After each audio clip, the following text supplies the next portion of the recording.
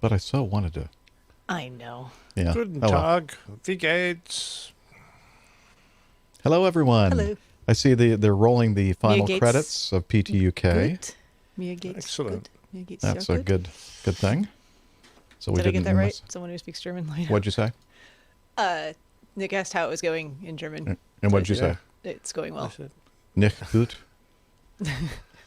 my father always told me to say, oh, nicht so schlimm, not so bad. Huh? Or I could say to Steph, du bist ein Busch. Wait. Du bist ein Busch. Fräulein. Buscht? Fräulein? I think a pretty girl. Oh, well, thank you. I don't know. I think that's what that means. I hope so. Someone will Hello, correct us everyone. if not. We're on the air, so if anybody speaks German, what did I just say? Was it good or bad? I bet Ludger Humpert knows. Du bist ein hübsch Fräulein. I was using the wrong word, actually. I'm not sure exactly what I said to you first. Probably something horribly something not offensive very- and very very nice. inappropriate, yes. Oscar from Costa Rica. Oh, looks like Liz left, but now she's coming back. There she is. And you're in the... Hey, Liz. Show. You don't know it. Should I take her out? Oh, there we go. Okay.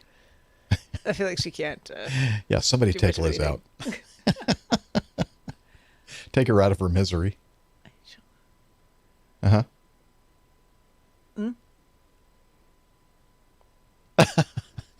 Liz, let me translate what Liz just told me on Clean Feed. She's having a great day. Not what she said. Not what she said. No. You have your handy phrase guide there for translation. Yeah, let me of translate that. certain phrases. Put a positive Usually the ones that spin. you leave, that you say, that's like the meeting phrase guide. It's like, this is what you should say. This is what you should not Yes. say. I always did wonder what the product name of Steph and Jeff's mics are. Heil. Mm-hmm. H-E-I-L. Oh, is this the first time that Rich is seeing Perhaps. our mic stand? I think Nick is also using a Heil PR40. Are you not, sir? Oh. Oh, boy. This is a good start. Oh, Good start. Here's to the APG and no technological issues. Never happens. Yeah. There he is. Can you hear me now? Yeah, but you're yeah, not but on it's your the mic. wrong mic. You're not on your Heil PR40. You're on your computer audio. Wondering if StreamYard is having all these issues. I don't know. Hello, It hello. was strange. How's It that? was like, you don't have a camera. I was like, yes, I do. Say it again, Nick. Hi, how's that? Well, if you want to sound like a troll, then it's perfect. It's not good. Well, you're sounding really weird. You're like sounding with your voice about 2 octaves down. Yours is 2 octaves down. Yours is yours higher. is going 2 and octaves like, up. And like, Well, What is like the going on? Munchkins. Yeah. Can you say? I just did an update of that Do- stupid audio recording software. Do and it me all a went favor. funny. Say this for me. Follow the yellow brick road. Follow the yellow brick road. Follow the yellow brick road. Nailed it. perfect. It's Thank perfect. you for that. How do I fix this? That's the I problem. don't Just know. It sounds quit- like you're like gargling. Quit and audio hijack. with Just- helium or something. Just quit I audio just hijack. did. I already have quitted audio hijack. Well, that didn't help. No. This is fun. Oh yes. Yeah, it does Well, sound like. you're sounding. Steph's the only one that sounds normal. You sound really deep down here. Because that's the way I sound. Oh yeah, yeah. Okay, I'll go along with that. Um, I'll try coming back again. Yeah, or yeah. restarting the whole machine. That's the other alternative. Okay, well, yeah, just leave StreamYard and come back. See if that helps. Just leave StreamYard and come back. I'll be back. I'll be back. I wish I could hear what he's hearing. I That'd be know. Yeah. And it's That was not on perfect. our. Yeah. Follow the so- yellow brick road. Follow the yellow brick road.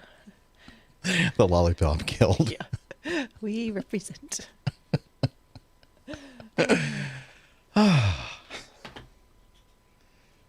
Well, good. Lane says, APG having tech issues again. Yeah. That doesn't sound like us at all. No.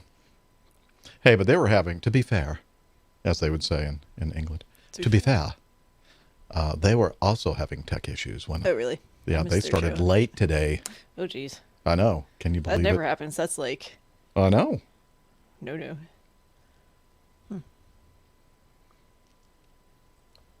So, yeah. Dun. How you doing, Steph? I'm good. I'm tired. Tired. Yeah. Sorry. Last couple of days were Well, I prescribe. long days. I prescribe the weekend off for you. Well, thanks. You're welcome. All right, do you have some flying Yes. planned? Okay. Yes. I do. It. Yep. Can you hear me, Liz? Yeah. Hannah Brown the cow. Much better. Oh, sounds like the regular Like normal Nick. Nick that we know.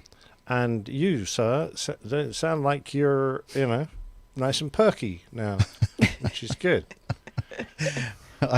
I do recommend that you watch the video and listen to yourself before you fix the because it was very funny. It was amusing. Not going there. Okay. I don't know how to. You don't know how to watch the YouTube video? Because Oh, gotta no, get to that I YouTube. can do that. I can do Okay. that. Thank you. YouTube, what's that? Yeah. What? We're on YouTube? What? Who've we got? You're broadcasting live on PC UK. Hooray! Hi, PTUK. Oh, Hi, yeah, look at over PC UK. Hey. Model of professionalism over here. I just want everyone in PTUK. Yeah, to know that. absolutely. Yeah. We don't have any of those rude words that Matt keeps coming out with. That doesn't sound like Matt. Did apparently the cease and desist order wasn't Received? received by Heeded? from our lawyers or heeded? Probably the latter. Yeah. That's So I'm going to turn off my iPad because that's going to confuse me if I keep looking over there and seeing us about 2 minutes ago. Apparently, we're just pure entertainment for them. Yeah. You're welcome. Yeah.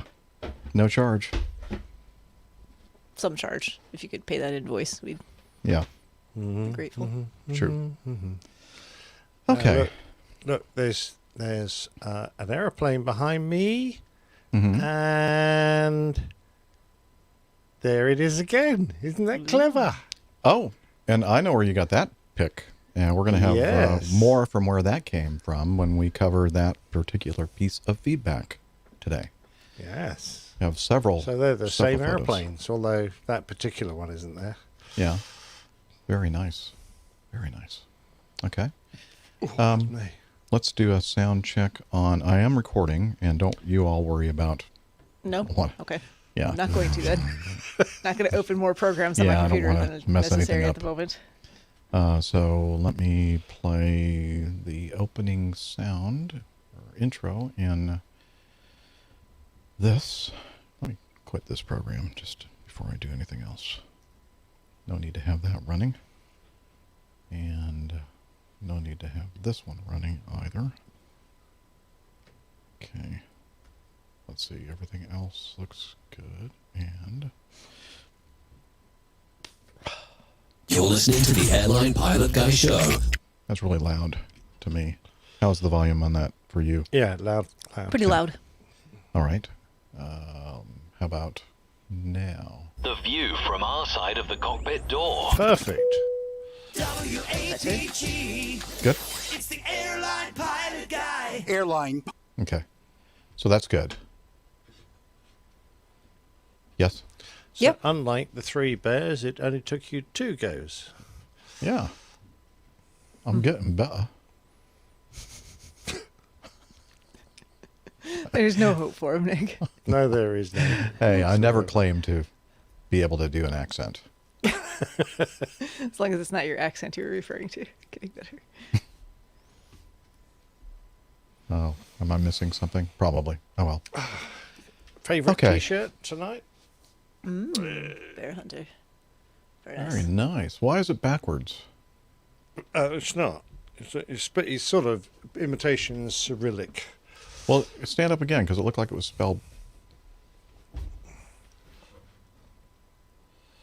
It's being cutesy. Oh, it's purposely like that. Yes. Okay. Gotcha.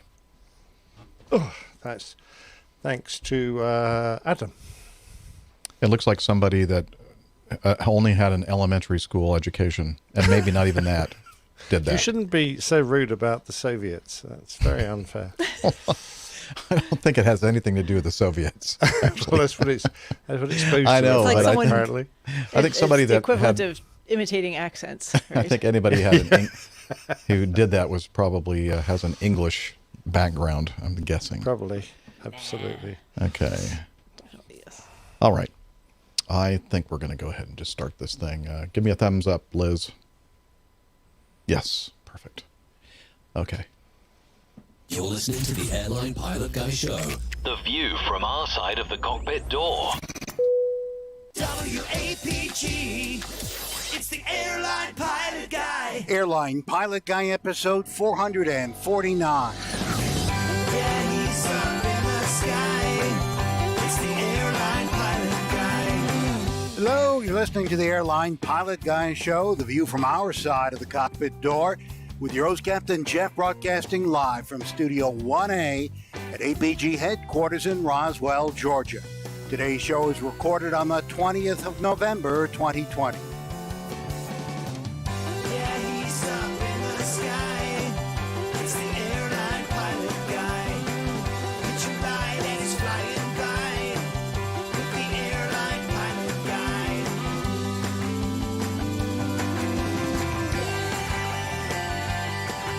In today's episode, 7 international peacekeepers die when their helicopter crashes in Egypt.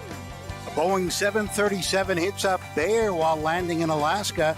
More news, your feedback, and today's plane tale. You couldn't give these away either.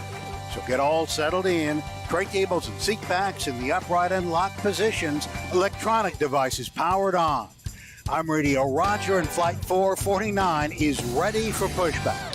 Thank you, Radio Roger. He is an award-winning TV and radio reporter, currently at the #1 all-news station in the nation. 1010 wins in New York. Yep. New York City! I still messed it up. I even practiced. Darn it. Do you want to do it again? Yeah. Yeah, do it again. Go for it.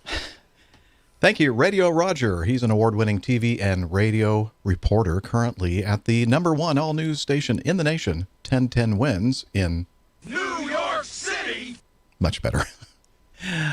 Welcome to the Airline Pilot Guy Show. It's an aviation podcast covering the latest in aviation news and answering your great feedback. I'm Captain Jeff, a pilot at a major legacy airline based in Atlanta, Georgia. And joining me today, if I can find her nice little sound clip here. Okay, here we go.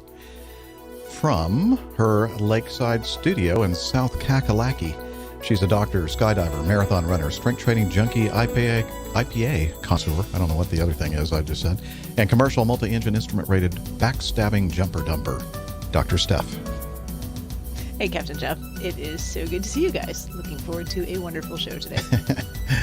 With any luck, it might be somewhat acceptable. Definitely a tech problem-free show today. Oh, yeah. Yeah, for sure.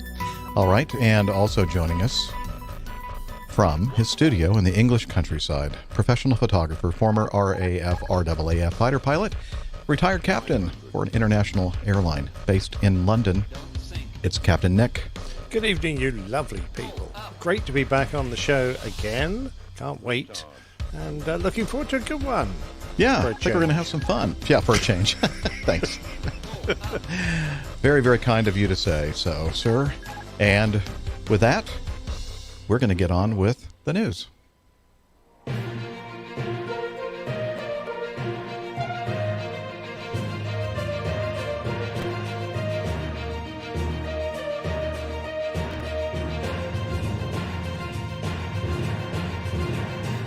Stand by for news. All righty. Let's see. The first item here is something that happened about a week ago. It was a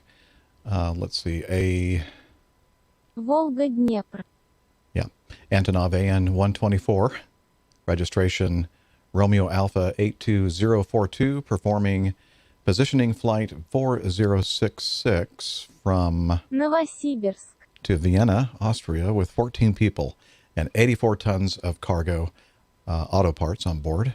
Departed Новосибирск. runway 25 at about... See, I've given up trying to pronounce these things because people give me so much grief for that. Let's see.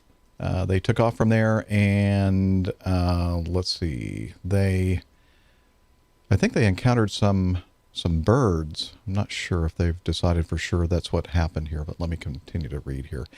When they were in their initial climb through about 1,800 feet MSL, when the transponder signal as well as radio communication was lost, the crew returned the aircraft for a landing on runway 25, but overran the end of the runway on landing by about 200 meters or 650 feet.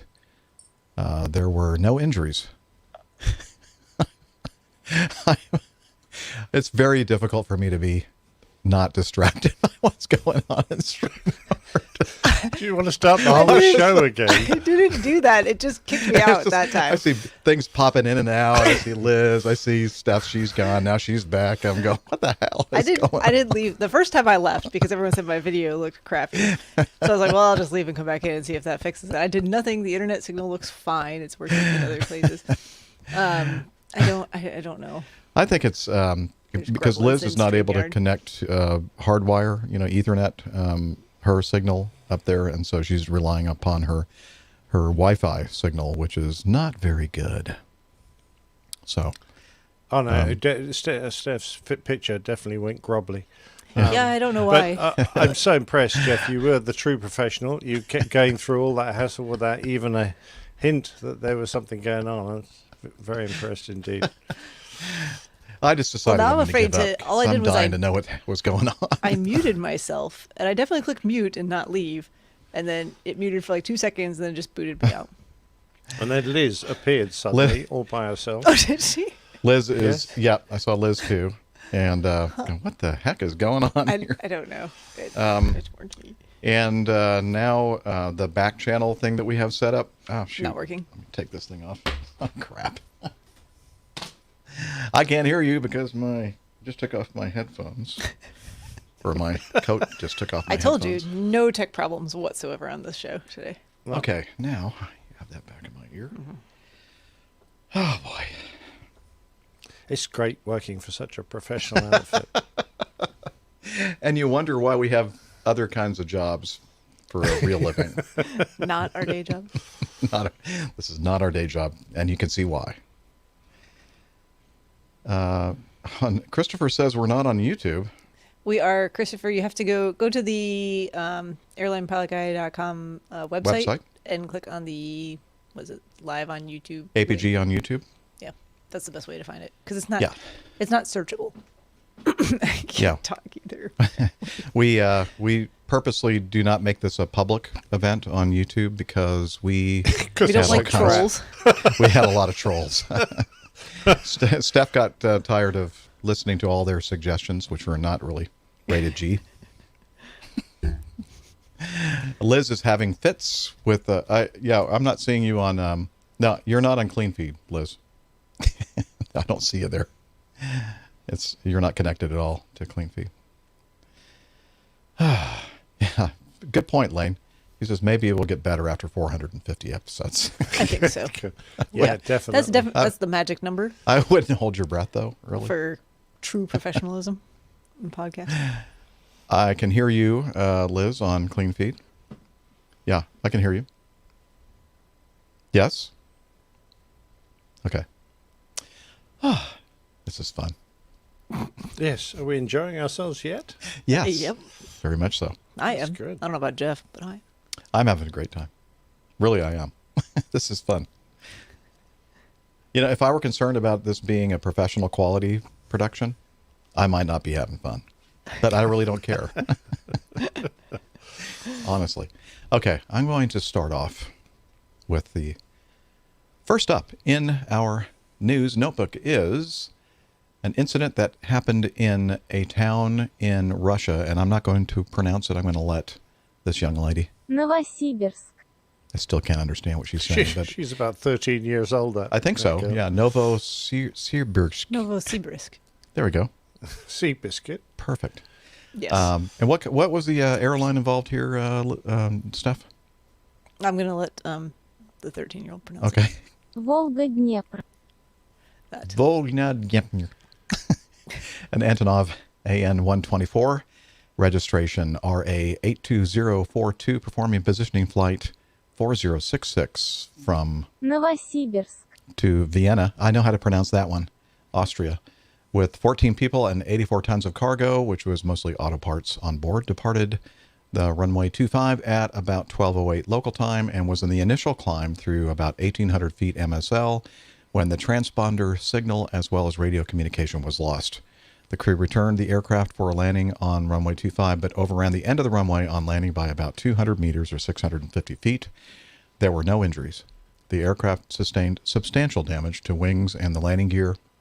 Engine number 2, a D-18T inboard left hand, is missing its engine inlet following an uncontained failure, according to photographic evidence. The inboard left wing slats as well as the left hand fuselage were penetrated by debris at multiple locations near the wing root. And in the video, which we're going to play now, we'll kind of show you that it wasn't just the number 2 engine that had issues. I believe the engines number 3 and 4 were, well, what happened there? Let's try that again. A short bit of video. It's a very short video. I don't hear you, Liz. Well, I thought you were going to play it. I didn't touch anything. Okay. Okay. There we go. Now it's working. Okay, now we see the Antonov AN-124 taking off from Novosibirsk. Yep, that place too. And you can see, even right there, you could see a little bit of darker exhaust coming from the 3 and 4 engines. And now we're watching some video of it out there. I believe that's the departure turnout. And then they're circling something in this video that I cannot see, but it must be part of the engine, the number 2 engine inlet failure and inlet cowl. And they're showing a hole in the roof of a warehouse where the piece came through. And now we're looking at the fan, what do you call that? Fan housing? Fan assembly? Core? Yeah. Okay, and that comes back in for a landing. Now we're watching it just about to touch down. And there it is. Very nice landing. And it's going very, very fast because it's very, very heavy. And they just immediately came. They didn't have time to burn fuel or lower the weight of the airplane. And now it's kind of hard to see in this video, but they kind of go off the end of the runway, as they say, about 650 feet. And it comes to a rest. And miraculously, no injuries or fatalities on this. All the crew were safe and sound. And I just heard on another very professional aviation podcast that just finished. No, you're right the first time, a podcast. A podcast. That apparently the thing is like completely toast. They're complete hull damage. They're not going to be able to. Enough. Yeah. Yeah. I don't know how many of those things are out there. Probably not that many, but... Well, I was taking a look, actually, Yeah. Oh. and Is it 20 I something? believe that the Russian Aerospace Forces have 12 in service and 14 in reserve, so presumably they're mothballed somewhere. There are a few in civil use. this is one of the ones that's civil use, right? Because it's from the UAE, United Arab Emirates have one called in Maximus Air Cargo. Maximus. Yes, I know, great name. And the Ukrainians have some. But, I wish that were my name. What's your name? Maximus. If you know what I mean. Oh my gosh. Exactly right. See what I have to put up with here. Just imagine what my voice sounded to Nick, like to Nick earlier. That was your exactly what it alter sounded. ego, It sounded like a Maximus. 1970s porn movie. Well, we're not going to go into that on today's Probably show. best. Yes. Okay, I would have been very, very young in the 70s, but old enough, I guess. All right, let's see. Ground witnesses reported engines 3 and 4, both right-hand engines, were trailing smoke on departure. Let's see, what else? The Siberia's Transport Prosecution Office. That sounds very... Ominous. Yeah. Have opened an investigation into the accident. The airline reported aircraft carried 84 tons of cargo from Seoul, South Korea to Vienna with a technical stop in Novosibirsk, where the aircraft, after departure to Vienna, performed an emergency return. Yeah, we already knew all that. Anyway, we have some more pictures that we'll include in the show notes if you haven't already seen them. Yeah, great job by the crew to maintain control of the aircraft. You're looking at this number 2, the closer view of the number 2 engine that lost its engine fan and inlet cowl. Kind of reminds me a lot about that the A380 accident, the Qantas one? Yeah. flight. What was it, 33? Uncontained failure. I was just amplifying the numbers that are in service. There are 26 in commercial service, Yeah. and 12 are, or should we now say 11, are with Vologna Dnieper. I couldn't have said it better. Yeah, 7 with Antonov Airlines in Volga Ukraine, and Dnieper. 1 with Maximus Air Cargo, Sweet. and a few others. Yeah, I was pretty sure it was Scattered around. 20-something. Yeah. Why I knew that. That's a See, I was decent-sized fleet, right? Yeah, I mean, it's a vast airplane. It was the heaviest aircraft operating civil, even over the 747s until the Dash 8 came along, which I think can operate a bit heavier. But it's quite old. It's been around a What bit. about the 225? Well, there's one of Yeah. those, What right? about the One of those. 225? Yeah. Hey, you know what the nickname is of this airplane? Dunno. C5 C-50, sure. Yes. Because seems right. it's very, very similar in design to And the American-made NATO Lockheed. reporting name is Condor. Well, you know what? I think we've done enough damage to that one. They did as well. I was just amazed that despite the fact it had quite a few people on board, no one was killed. Do you see the I know. holes that I know. went right through that fuselage and out the other side again? I was going to Massive. say, I think I saw a picture that showed a part of the airplane missing on the other side, where some Yeah. of those parts went right through. Absolutely. and Entered on the left hand side of the fuselage, about sort of head level, and exited right up above the cockpit, sort of in the upper deck area, through the root of the right wing.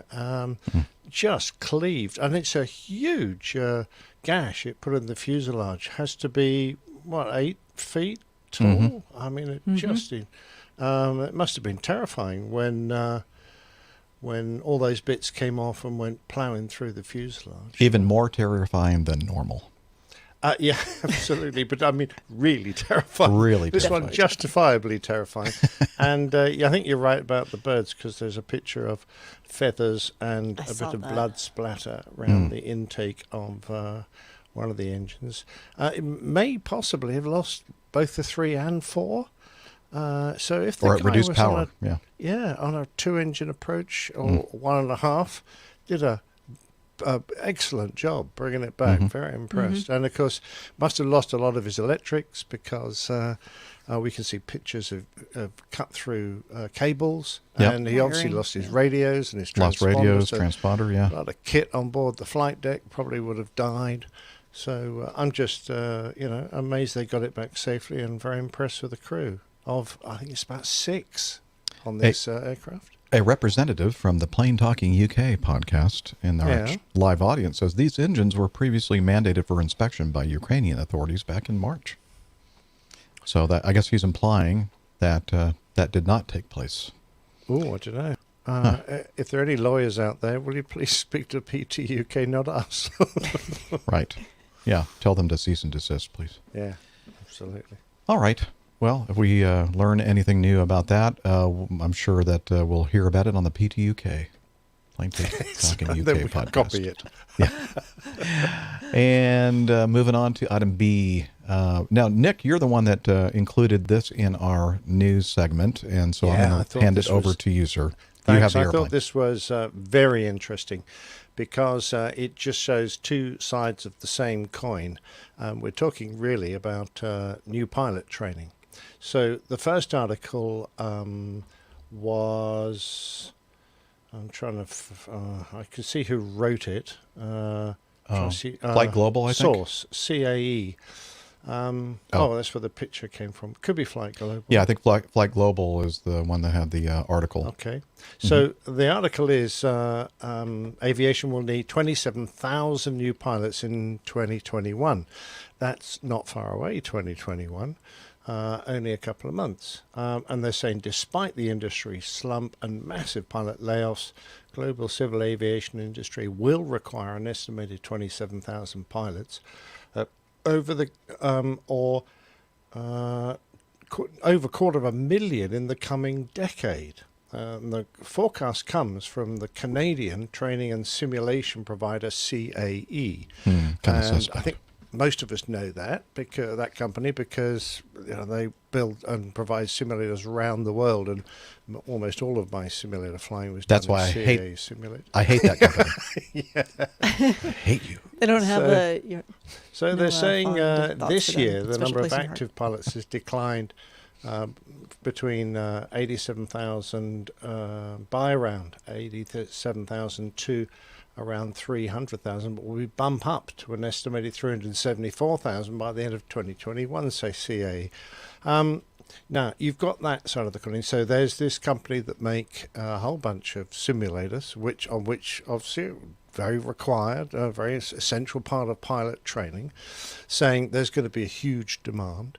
The other side of the coin came from the British Airline Pilots Association, and was a video giving warnings to people who are thinking of starting a career now and investing the huge amounts of money required to enroll in one of the approved courses. So I don't know if we can play that, Jeff. Are we in a Oh, no, I position to do didn't that? prepare that to be played. Oh, Was I that's a supposed shame. to? Okay. I can do that maybe. That's just a picture that you see in the note. Yes, that is. That's just a picture. You'd have to Okay. go to YouTube and play it. But Well, I let was me not put prepared it to this play way. We don't need to because Okay. it's a nice lady from British Airline Pilots Association. Basically, and you can find that on YouTube or just go to the BALPA website.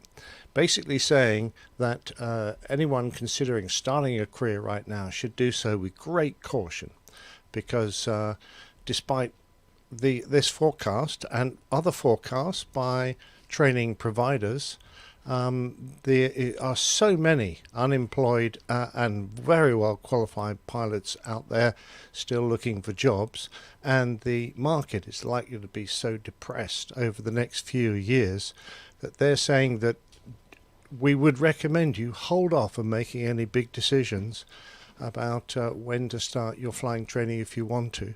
And I have to say I would 100% agree. Before you start training, it's relatively easy, having not yet made a financial commitment, to go find yourself another job for a couple of years, watch the market, see what is actually happening with the airlines, whether they're blossoming and whether everything's happening.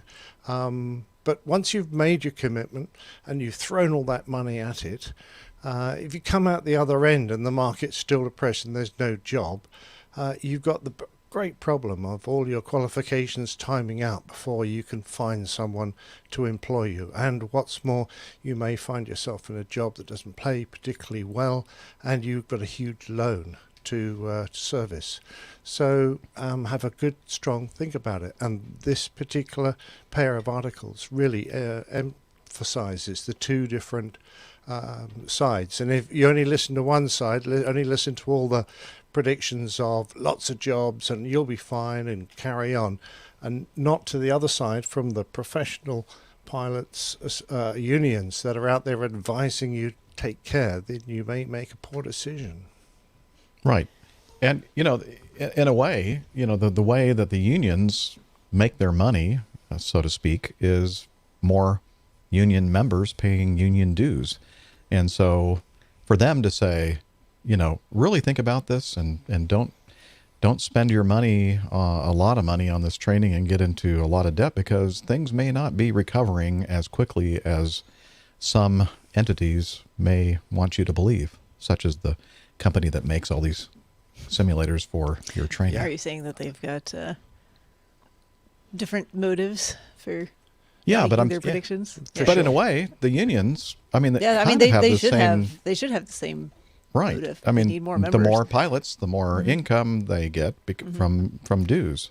Yeah. But they're basically saying, even though we may be hurting that, I guess it doesn't really matter, because if there are no jobs to be had, they're not going to be getting union dues from those pilots. Right. So, they're just saying, let's be realistic about this. It's so funny. You go back 12 months, 14 months, and it was such a sure thing that there was going to be this big pilot shortage, and then world events happen and things change, and, it's anyone's guess on the timing as to when things will rebound. I think we all think it's going to be quite a while, but you have to wonder, if and when things start to rebound, when we're on the other side of this, what the pilot shortage numbers will look like at that point. How quickly will hiring be able to meet the demands of how fast air travel comes back. That's exactly right, Steph. And different parts of the world will have different rebound rates. Mm-hmm. Yep. So, the States, I think you guys will come back quicker. I think Europe will come back much slower. China will be at a different rate.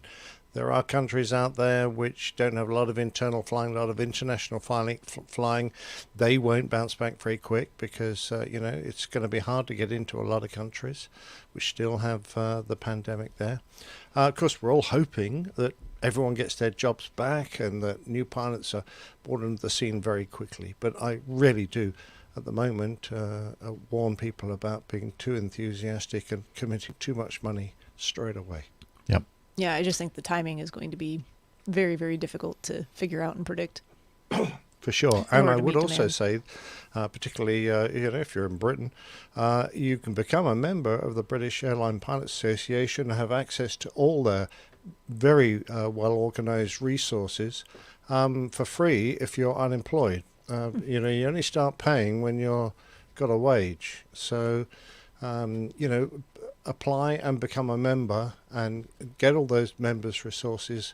You'll be able to have access to lectures and information, and of course you'll be able to pool your knowledge with all the existing airline pilots that are out there. It is a great resource, and I'm sure other unions around the world run a similar system. So pick your country, pick your union, and go and pick those guys' brains, because that's how you'll find out the real information, unbiased information. I do have some advice for you, though. If any airline pilot ever attempts to give you any financial advice, completely go running the opposite direction. Don't take that advice. Do the opposite of what they tell you. Then you'll be good. Yeah, we know why so many airlines go bust. They're usually run by pilots. Exactly. Sadly, he's right. All right. Very good. Thank you, Nick. Moving on to item C. 5 Americans among 7 dead as peacekeeping helicopter crashes in Egypt. This is from Stripes.com. Stripes, that was a great movie. Mm-hmm. A black, nothing to do with the news organization. Yeah. A Black Hawk of the, no, that's the caption. 7 service members were killed. No, maybe not. A Black Hawk at the Multinational Force and Observe. The International, no, that is a caption. 7 service members were killed, including 5 Americans, when a helicopter carrying international peacekeepers in Egypt crashed near the southern tip of the Sinai Peninsula on Thursday. We are deeply saddened by the loss, the Multinational Force and Observers said in a statement. This included 1 Czech, 1 French, and 5 U.S. MFO members. MFO. Multinational Force and Observers. Oh, right there. You're very clever. The U.S., France, and Czech Republic are among 13 countries that provide military personnel to the multinational force and observers. See, I can do it too. I'm a quick learner. Which, since the early 1980s, has monitored the Israeli-Egyptian peace accord signed in 1979.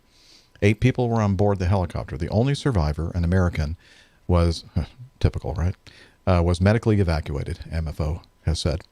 We wish the one U.S. MFO member who survived the crash a speedy recovery, the organization said. Does it say at all what they think happened here? It happened near the... I think it was an engine failure. Oh, okay. It said, I was reading it earlier. All but right. it's got 2 engines, so there must have been, it must have been a critical stage of flight or something else. But Yeah. I mean, it's All just it says so is sad. it just says mechanical failure.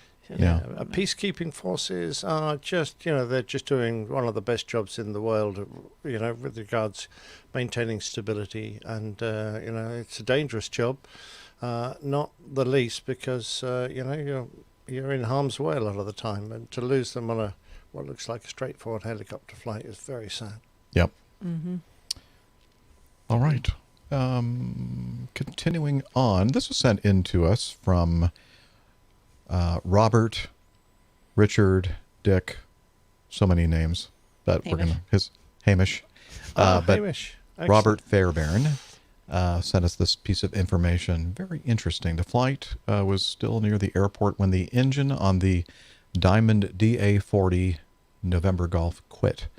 The audio is revealing of the kind of pilot that was at the controls. Thank you, Liz. So I'm going to play some audio while Liz puts up the overlay for the Diamond DA-40, and we're going to listen to atclive.net audio. New York 168 Lima Alpha, Mayday, Mayday, Mayday. Hey, Lima Alpha, go ahead. Hold up the engine. Hey, Lima Alpha, roger. Would you like to go back to Orange County? Hey, from Vectors. All right, Lima Alpha, cleared back to Orange County. Fly a heading of 010. 010. Hey, Lima Alpha, would you like an approach? Hey, from Vectors for pilot 4. Hey, Lima Alpha, turn right heading on 170. 17. 9859, New York Center, 1346. 9859, New York Center, 346. 1040, maintain 15,000, New York's 12532. On your standby.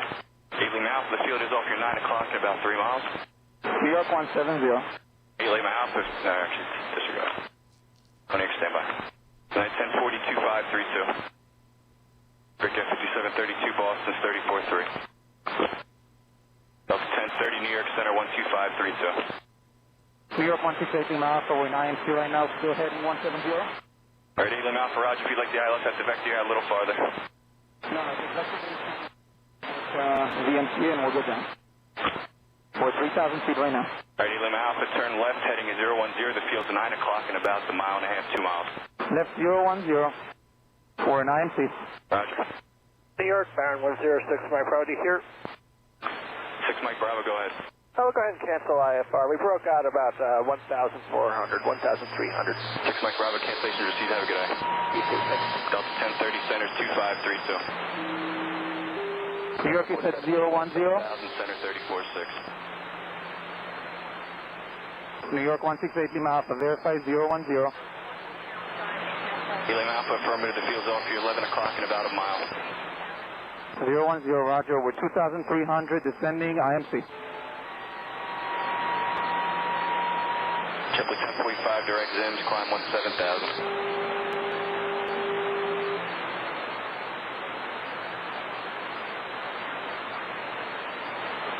Lima Alpha, the field's 12 o'clock in about a quarter mile. Fly at 020. We have it in sight. All right, Lima Alpha, your clear visual approach into Orange County. Roger that. 9010 AM, sorry, 1890, climb to 11000. 9312, direct Mary, climb 17,000. Hey, Lima Alpha, change to advisory, frequencies approved. Give me a call on 12385 when you land. Will do. Wow. Okay, so if you're watching the video or you're looking at the show notes, you see that the Diamond DA-40, if you're not familiar, is an Austrian-made airplane, and it is a single-engine airplane. So when he says he's lost an engine, he's lost complete propulsion on this airplane. And he's lost the engine. The engine, exactly. Engine. And yes. They're in IMC, instrument meteorological conditions. They cannot see what you would normally see without, the clouds and all that stuff. And wow, I'm so impressed with how he didn't seem rattled or upset in the least bit. He very, very professional and kept it together amazingly well. And I think the air traffic controller also did a great job of keeping his, calm and demeanor during this entire thing. I love that last call he made, or one of the last calls. The airport is 12 o'clock and a quarter mile. A quarter mile? That's pretty darn close. I know. Is the visibility that the I don't know. I'm not sure at what point. The last time that he said he was IMC was at 2,300 feet. But, people that know this airplane know that if you look at the picture, it looks very much glider. Very gliderish, very long wingspan. And I guess it has a very great glide ratio, which is helpful in this situation, right? If you're going to have an engine failure, a Diamond's a good aircraft to pick because it's going to glide for quite a distance, gives you some time and options. Yeah. Well, I think I apologize. I missed the very beginning of the audio there. I had unfortunately a phone call I had to take, but yeah, that's. I'm glad everything ended up really well with this.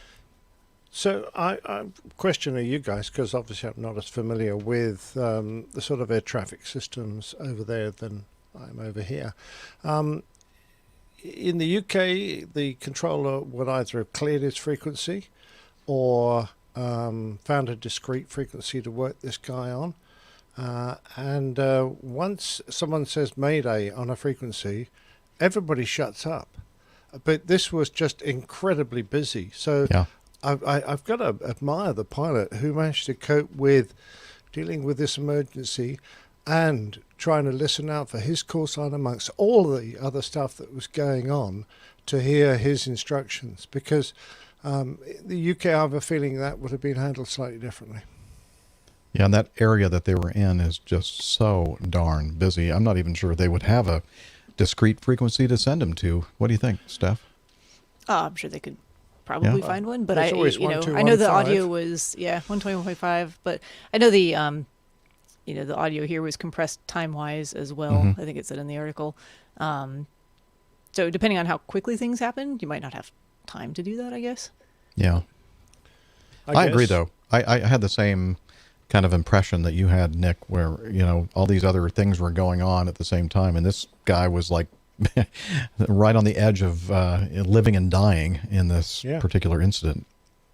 Yeah. And I was also impressed that he used the magic word, Mayday. Yeah. Mm-hmm. Yeah, I heard that and I went, what is that? Oh, that was someone in the U.S.? Wasn't it must have happened. An emergency? Must have happened May 1st. I think it was May 1st when this all happened. Yeah. It's the Russian New Year. The Russians have hors d'oeuvres and we're having their parades. But I'm so glad he got down safely. It's interesting. He brought back memories of procedures which we had in the Air Force for engine failures when I was flying single engine trainers, the Gnat. And the Hunter and the Hawk. We would home to the airfield and we would just ask the controller, RAF controller would know how to do it, to give you a 1-in-1. And you could explain it to a civilian controller very quickly. You would just say, point me at the airfield and call me my range every mile, please. Mm-hmm. And then in the cockpit, what we would do would be to descend at 1,000 feet a mile. So we would match our height in thousands of feet to the range in miles. And we would be in cloud flying a dead engine approach. And if you were in it for any length of time, you'd end up around 300 knots as you burst out of cloud in the overhead of the airfield. And then you could use that 300 knots of energy to circle around the airfield, gently bleeding off your speed until you picked a runway that was suitable to land on. But that was always a great way to get back because it got you back into the overhead. You could even do it with a cloud base down to 500 feet if you're an instructor. And then at 500 feet, you just run around in circles until you got yourself into a good position to pluck a runway and throw yourself down onto it. Pluck a runway. Mm-hmm. Yeah. Lovely. Well, that one would do. Troy Heyman in our live audience says, we know that it was all on the same frequency? Live ATC audio sometimes has multiple frequencies in a feed. That's true. That's a good point. Maybe it did sound like it was the same frequency to me, but it may not have been. Yeah, it sounded like the same could- controller talking to multiple aircraft, but whether or not he had him isolated. But We certainly had some other aircraft pitching up on that frequency, so... All right. Well, job well done under the circumstances by the instructor pilot in the airplane and the air traffic controller. Oh, here's a sad one. This was sent to us from Tim. Yeah, long-time listening, first-time contributing flying instructor in Australia. Wait a minute. Liz, I thought we were supposed to ban anybody sending feedback from Australia or New Zealand. That's okay. We'll let it go this time. I didn't know they had bears in Australia. Yeah, well, this actually happened. Yeah, sorry.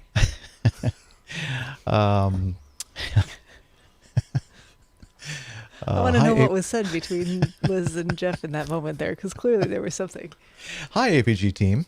Just spotted this article that I thought you'd be interested in. A very unfortunate bear in Alaska. And this is from the samchui.com. SAMCHUI.com. Alaska Airlines B737 hits bear on runway.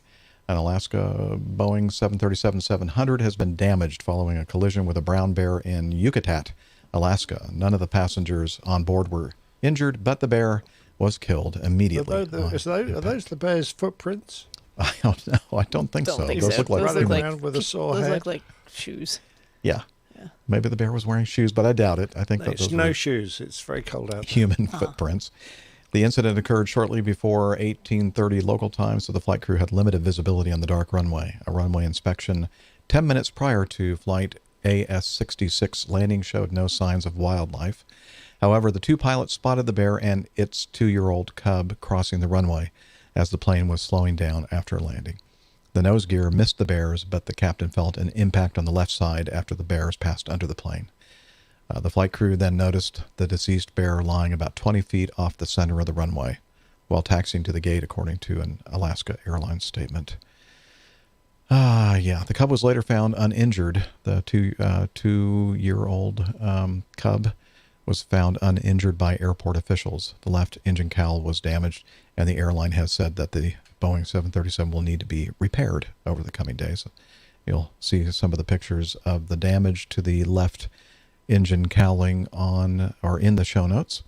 And interestingly, I think the captain ended up adopting the 2-year-old bear cub. That's kind of a nice ending, a nice story. Just kidding, if you're wondering. I think the people on my crew are going, really? Did he? I don't see that in the article. Knew that did not happen. We were just. Oh, you never really take anything I say seriously, do you? To use that graphic. Oh, wait, below 50%. Thank you, whoever put that up there. Okay, well, I'm just trying to make it a little bit spicier, a little bit more human interest-y kind of thing. Yeah? No? Yeah, but I want to know what really happened to the bear cub. I know, it's kind of... Actually, I was reading the story on... or reading through comments about this story on social media, and I think there's a lot of speculation that it's not a great time of year for bear cubs to lose their parent, as it were, just because of hibernation and the time of year and foraging for food and things like that. But well, I'd really like to say tell you the very insensitive thing that Captain Nick said he would have done in this situation, but I can't because just very insensitive. I am a bear hunter. Yeah. We know. All right. Let's move on then before we get into any trouble.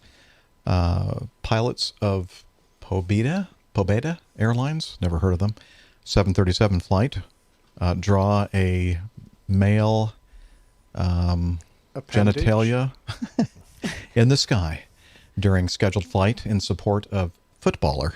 And we're showing it on the screen now if you're watching the video version of the show. Was it supposed to look like the footballer or what? A part of the footballer. Mm-hmm. Oh, okay. A very, well, I'm not going to go any further on that one. 2 pilots with Russian-based airlines, Pobeda Airlines, are under investigation after performing an unorthodox flight route deviation.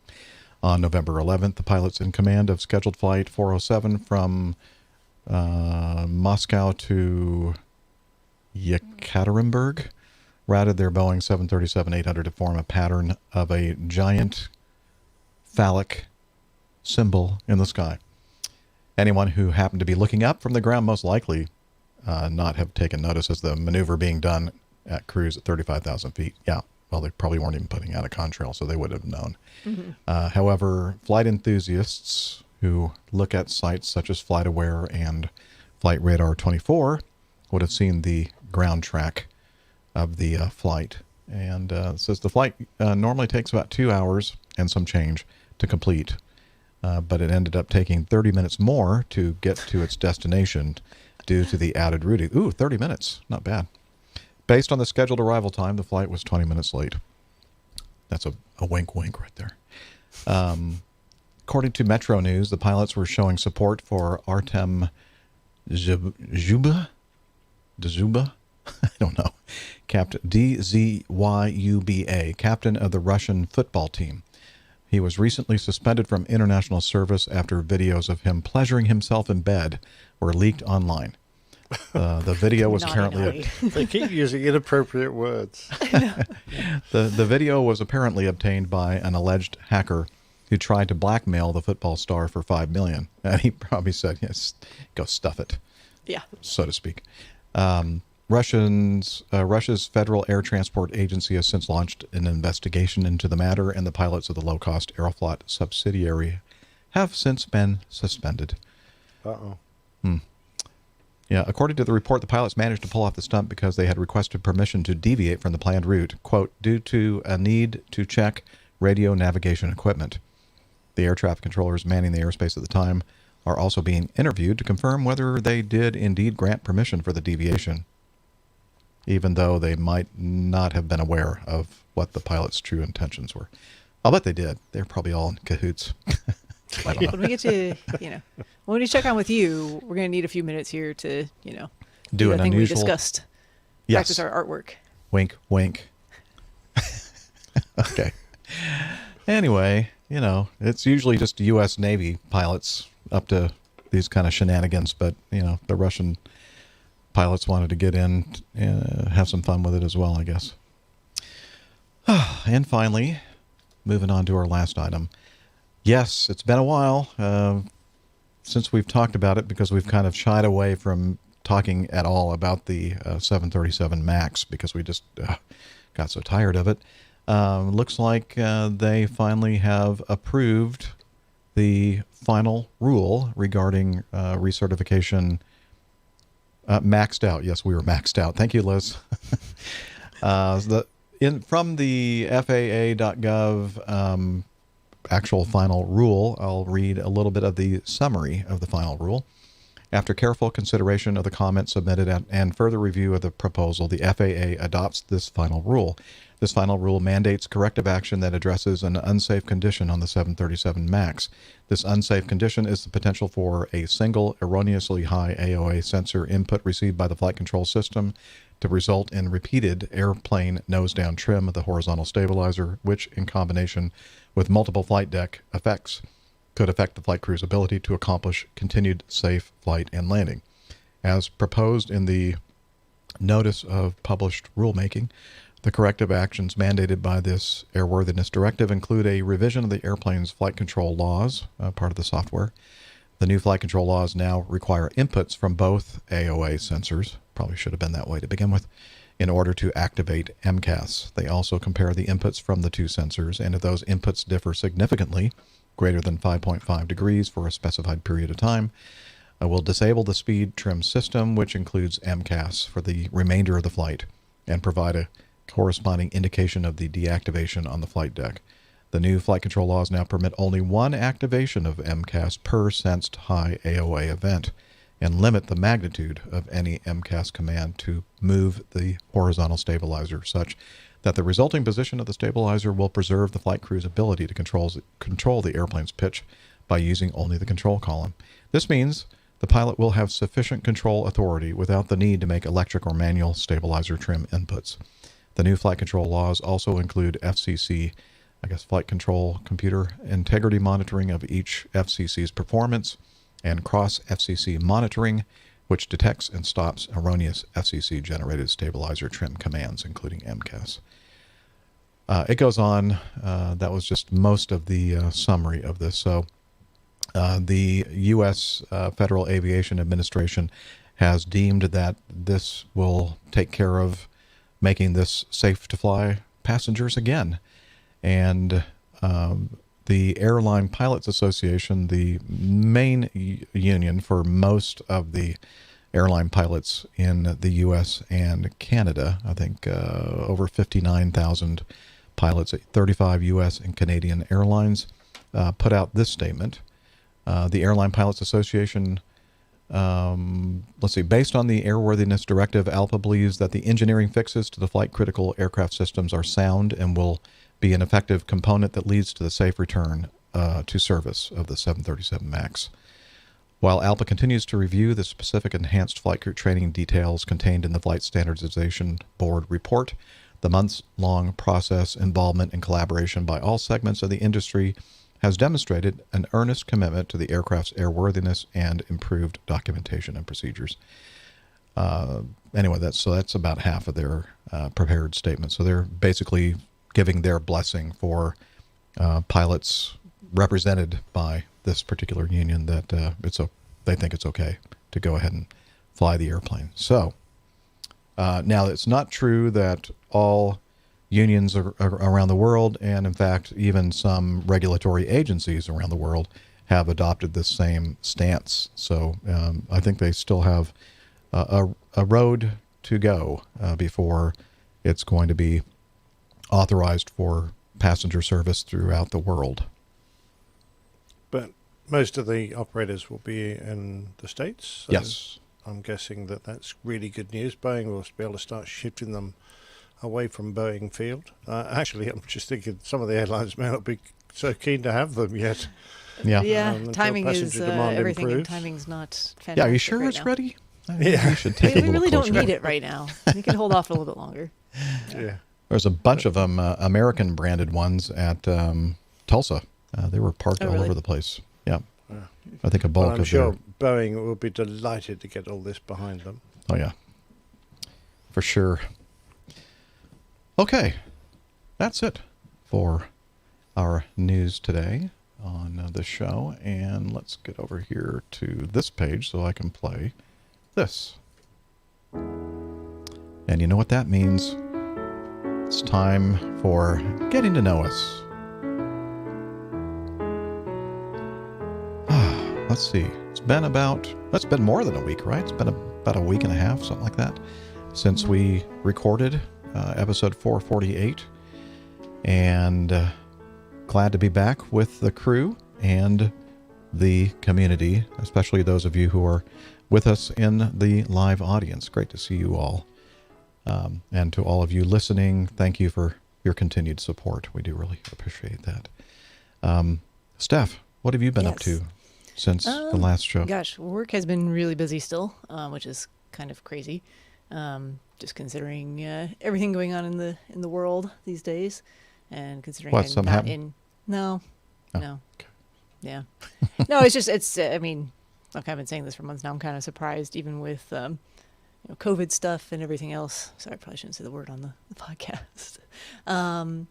Oh, you can say it. COVID. We're not worried about I don't care. Okay. No. Other podcasts don't want to talk about it. But it's just, even though I don't work in a field of medicine that's, on the front lines from that sense, we've still been very busy just with our usual patient load and everything else. And it's our busy time of year, kind of October, November, December, where everyone's met their deductibles and they would like to get in for their elective things that they've put off for the year. And, it actually hasn't been that bad this year with people asking to get things done by the end of the year. Although this week was definitely an uptick in the amount of times I heard that question. Oh, do you think I could get this done by the end of December? Yeah, I think so still. So for another couple weeks anyway.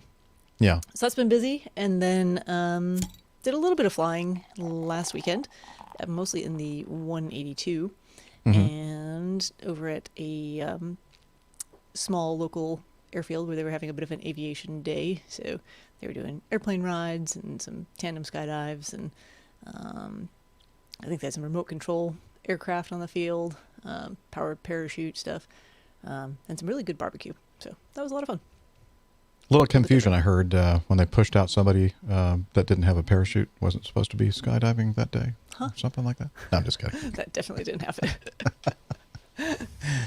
It was busy, you know. You can't keep track of everything. Yeah, no. It's gonna happen. Things like that were bound to happen. Your piloting command is definitely keeping track. Cool. Anything else? Just work. Just work. Yep. Where's that? I know I have a sound effect that does that, but I just don't know where it is. No, I I'm feel looking like, over. you know. Work. There we go. I found it. Work. Yeah. Yeah. No, I kind of started to apologize in advance when I joined you guys on the show. I'm definitely feeling a little bit tired after the past 2 or 3 days at work. So if you see me yawning and, you know, nodding off, just someone gently shake me. Well, we try shoulder. to. Now, why is my video flashing? I don't even have green screen going, so it's not related to green screen. Isn't that weird? My video apparently has not been great on the show today, so I apologize for that too. And I have no idea why. Your audio is fine. That's all I care about. Okay. So, but no, I'm glad to be here chatting with you guys and doing this. This is a highlight of my week, as always, for sure. It's always a highlight for all of us to see you and hear you.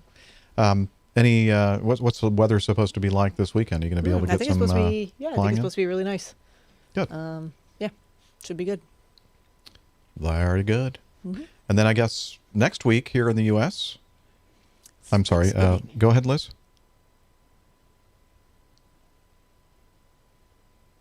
Liz?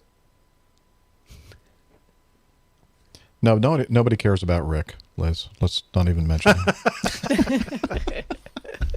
Yeah, we're gonna mention Rick. Thank you. She's always keeping things in order, I should say. Mm-hmm. Let's talk about Rick. Where the heck is Rick? I'm just wondering where he could possibly be. I don't know. Not sure where he is. But might have something to do with this little hint, this little audio hint. I think he picked up some extra flying this week, apparently. We were hoping to have him on with us. Yeah, we kind of expected I thought that was going to happen. And yeah. What was he taking? Crates of Lay's down to Hawaii? Had something to do with Lay's, but I'm not sure exactly if they were the flour variety or not. Oh, jeez. No, I'm just kidding. Yeah. I don't think, yeah. What would you take from the U.S. to Hawaii? Everything that you can't get on an island. Yeah, probably a lot of things. A lot of things. Can't get on an island. Yeah. Yeah. Well, he's mainly Amazon boxes, isn't it? Yeah, I guess. I don't know. But they do more than that. I don't know if this kind of flying would be the Amazon Prime sort of flying or not. I'd hoped that he was going to be here today because one of our feedback items has to do with an unusual MEL operation of a 767 cargo jet. Yeah, we're going to save that for the next time that he's on. Anyway, we'll see what happens. So, Rick, we miss you and hope you're having a good trip, and we look forward to seeing you on the next show. Now, the next show next week, I was going to say, is the U.S. celebration of Thanksgiving. Mm-hmm. And so we'll talk about our. Pardon me? I said we'll have to take a look at the calendar. And see we're going to look at the calendar after we record today to see whether we're going to be able to record a show earlier in the week or what the deal is going to be. But for those of you listening who are in the United States and celebrate Thanksgiving, happy Thanksgiving from all of us at ABG. We hope you have a great celebration. Your gathering might be somewhat limited because they're trying to control this whole pandemic thing and kind of asking us to shy away from large gatherings of folks. And good luck with that. Yeah, no, I think plans that I had previously entertained will probably be changed as well because of it. So yeah, usually you go to somewhere in Tennessee, don't you? I go to visit with friends. And I have not talked to them in the past week, but that might get curtailed. So we'll see. Probably not a go this year, huh? Probably not. No ghost pepper chips. No, we did that earlier in the year. Is that part of your tradition? We've done it a few times, yes. Yeah. I actually don't have any right now. We bought some in They had them in the grocery store in Utah when we were out there a couple months ago, and I convinced my brother and my nephew to try it. And they've not spoken to me since. You're not a Are they very still nice with person. us? Yes. You're they survived. You're a mean person. You are. No, I'm a wonderful older sister, and Mm-hmm. All right, Nick, how's everything been going with you? You had some kind of a speaking engagement, if I recall. I did, from lockdown. So I got asked by a wonderful charity, which I think, having spoken to you about it before, is in the States as well as many other countries around the world, Lions International. So a local Lions club who, of course, have had great problems fundraising this year with all the restrictions, all their normal, very gregarious events that they hold, big fairs and, river races and that sort of thing have been cancelled. So they dreamt up an idea of doing some Zoom talks. And I got asked if I'd do one. So, yeah, I did that on, I think it was Thursday. It's going to be a two-parter. So just did one half of the talk. We had nearly 60 Zoomers paying money to take part, which was really nice. So generated several £100s for the Lions. Oh. And yeah, fantastic. And doing the next one on the 16th of December. So I know we had some of our listeners logged in and listened. So thanks very much indeed for that. Chris Postal was one, and others. Nigel Demery. So yeah, thanks. Never heard of the man. Yeah. Thanks very much for taking the time and, more importantly, contributing the money to the charity. Fantastic. What was your take? If only.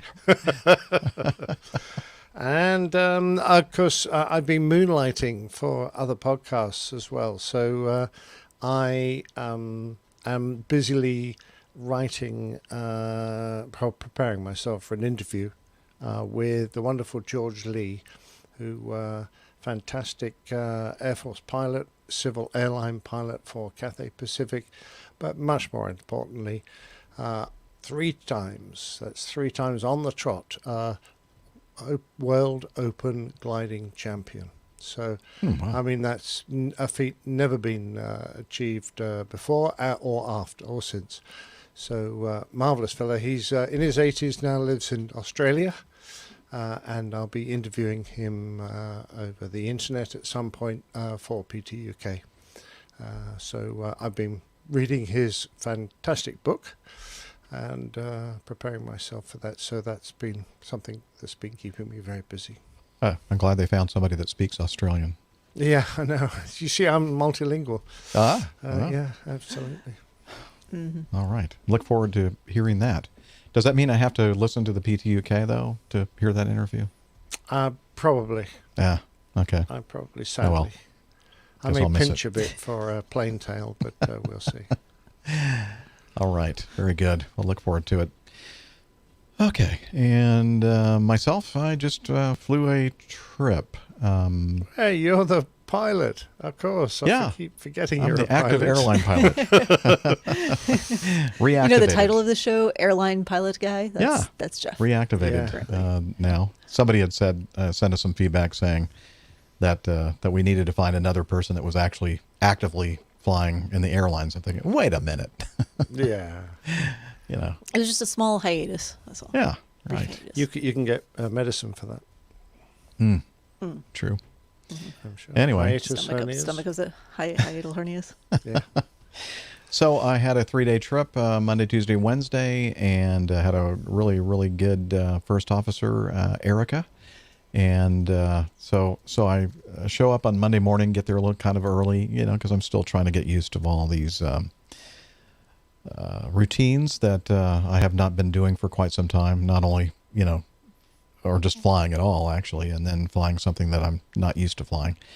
New switches and new flow patterns with the pre-flight procedures and loading the box is different, all that kind of stuff. So I get in there and sit myself down, get all my luggage stowed away, and I look down at the the MCDU, whatever that stands for, a display unit, something display unit. I should know that. And so I start bring it up, and I'm looking at it going, I know I'm new, but it doesn't look like what I'm used to seeing. I think, it just must be new. And so I'm putting some stuff in. It's just not working the way it normally does after I enter data, and it's asking for some of the same data that I normally put in, but like in a different position from what I remembered.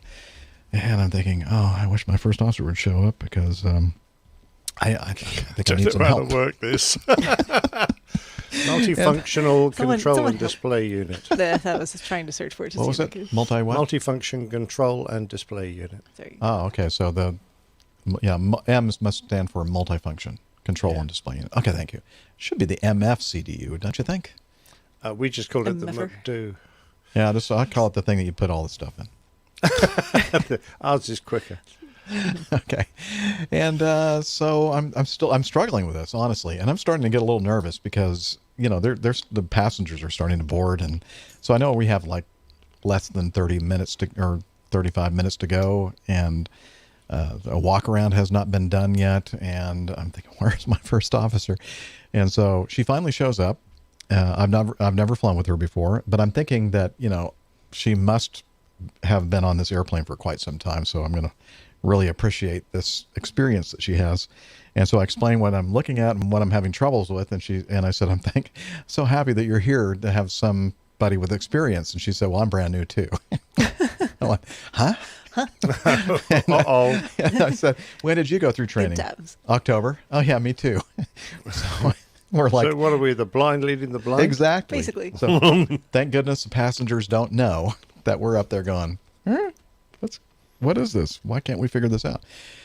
So we end up having to manually, I think she called it hand jam, all the stuff that normally is automatically uploaded or can be uploaded seamlessly. And, the ACARS was not actually communicating, although it looked like it was trying to communicate, but it just wasn't communicating the way it normally does. We're thinking the mechanic comes up there and goes, yeah, load it up, but sometime this gate, because it's kind of in a hole and doesn't always communicate well from this area. And so we're okay, that makes sense. There were some write-ups over the past week or so that had dealt with issues with the ACAR system. So we're thinking, well, it must have something to do with that. So we backed off from the gate and flew successfully to Sarasota, Florida. And a couple little weird things occurred, but again, we're both brand new. We're kind of going like, I know we're new, but it just doesn't seem like what we remembered everything is supposed to look like. So I said, let's do this. When we're on the ground in Sarasota, after all the passengers have gotten out the airplane, let's just completely shut down the airplane. Just turn it off completely. No electrons flowing through its veins. And restart the whole thing. Basically do a Control-Alt-Delete, restart of the computer, and maybe everything will be back to normal. No, it was the same kind of displays that we weren't used to seeing. And we were still scratching our heads on this one thinking, something doesn't feel right about this. But we know it flies just fine, so we flew it back to Atlanta. And then when we were flying up to Atlanta, we were thinking, let's call the duty pilot and see if maybe they can get us in touch with somebody who has a lot of experience on this airplane, like one of the lead line check airmen. Maybe they can, kind of tell us that we're all, crazy and everything is just fine and we're idiots. Or maybe they'll confirm our suspicions that something's not quite right. And the latter is what happened. We ended up taking some photos of the screens that we were looking at that we'd never seen before, or things were just not the way they normally look. And the line check airman goes, yeah, I've never seen that. That's not right. That's not supposed to be what you see in the Boeing 717. And we thought, oh, okay. And then, so we call maintenance and they're going out and they don't really understand what we're looking at. All they know is whether the thing is working or not, so and I'm trying to tell them, I'm thinking that we're going to probably want a new airplane. What I'm really concerned about is I'm going to fly this airplane, the same airplane, to Charlotte, North Carolina, and we're going to go on our layover and leave the airplane with a new crew, and that new crew may look at it and go, don't think so. there's something wrong with this, and we're not going to fly the airplane. And then we have an airplane stuck in Charlotte and not in Atlanta, where all our maintenance is. So I get another call back on my phone from that first line check airman, and he goes, yeah, I just talked with a friend of mine, another line check airman, showed him those pictures that you sent me, and yeah, he said, I don't know, I've never seen that before. Something's not right. It's like a database for another airplane, which I don't know how it's even possible it's like a different mode to load. or something. Yeah. Yeah, there were like places normally, we put in the captain's employee number, the first officer's employee number, but then they had like 2 more lines for the second captain and the second first officer, and then a line check airman line. And it's like, what is this? I've never seen this before. And then on the other side, I'm thinking, well, I don't remember ever seeing something about specifying the units for the fuel and whether it's Jet A or A1 or whatever, different types of jet fuel. It's almost like a blank form instead of the pre-populated stuff that it's supposed to have. Right. Okay. So, yeah, he calls back and goes, yeah, this guy says, yeah, both of us agree. We would not take the airplane. I would refuse to fly the airplane. And so that's what we did. We finally talked to our dispatcher and finally, convinced our dispatcher and maintenance that something is just not right and we're not going to fly it anymore. And so they got us a new airplane. A little bit late arriving in Charlotte. Not bad. But yeah, so that was my unusual experience with. It's never good when you're not 100% confident with the airplane, is it, Jeff? Because you're still on a learning curve. And it must be very hard to know, is this absolutely right? Or am I just forgetting what I've just learned in the classroom because it's all new? And then when you're matched with somebody else that has that same very limited experience, you're going like, I don't know. Does this look right? No, that doesn't look right. That doesn't seem like. And then when we finally got the new airplane, we're going, oh, yes. This is exactly what we remember seeing in training, and everything looks normal and everything. Yeah, so clearly the right decision. Yeah. Oh yeah. It's just my instinct is to kind of move the mission, move those flights. If you have passengers, they're expecting to get from here to there, and they bought the ticket and they want to be there on time and all that kind of stuff. And I thought, okay, well, I did my job, going down to Sarasota and back, but just thinking that's probably enough exposure to liability at this point. So I'm just going to go ahead and say, nope. I seem to recall from my days many years ago when I used to fly airplanes that one of the first things we used to do many years ago was go onto the very first page of our McDo and check the software load and the aircraft it thinks it is, and the engine type it thinks it is, and confirm that they were all correct. And that was all that was all correct. That was the weird thing. It was all matching. Oh, well, no, I just don't understand. The mechanics were there, and they were looking at it. They had a laptop computer, and they were looking at all kinds of numbers, and they said everything, hardware, software, everything is matching.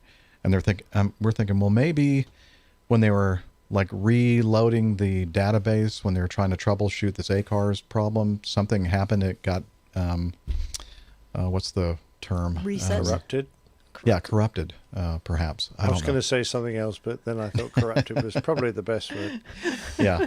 Well, we have a lot of censoring going on in this show to come here, you'll see, but it's worth it. So we don't need any more than is necessary. Anyway, so that was my... FUBAR? Yeah. Okay. Yes, FUBAR is a good word for it. That's an actual fix on one of the arrivals into New York. Yeah. Cross FUBAR at 10,000 and 250 knots. Okay. Enough of me. So Monday, Tuesday, Wednesday, good trip and great first officer, and yeah.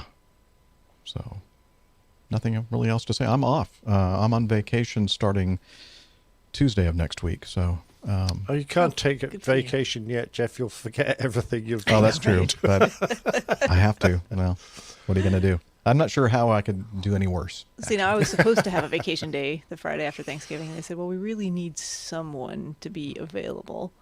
Mm-hmm. Uh-oh. I was like, Yeah, are you going in? Are you going to be out of town? Or are you going to be here? I was like, I don't want to say. I don't know. Maybe. Maybe. Maybe not. No, it ended up with me agreeing to at least be available for the morning. So we shall see. On Thanksgiving? Friday. Oh, Friday. No, Friday. Okay. Thanksgiving is actually which day? Thursday. Thursday, okay. It's always on a Thursday. All right. Oh, and I know many of you listening to our show are fans of Formula One, and Nick and I are as well. And that was a great race last wasn't it just weekend. fantastic. And loved it. Hamilton won his 7th Drivers' Championship. So yeah, it's pretty cool. It was amazing because there were people skidding and sliding around and drivers, smashing their cars up. It was really quite remarkable. Mm-hmm. And Hamilton went around and he won that race with the biggest margin over any other race that he's won this year. In the most atrocious conditions, really, driving conditions. And it just had nothing to do with the power of the car or anything, because no one could use full power on this circuit. It was just so slippery. Mm-hmm. It was all down to do with driving skills, so I just have to take my hat off to him.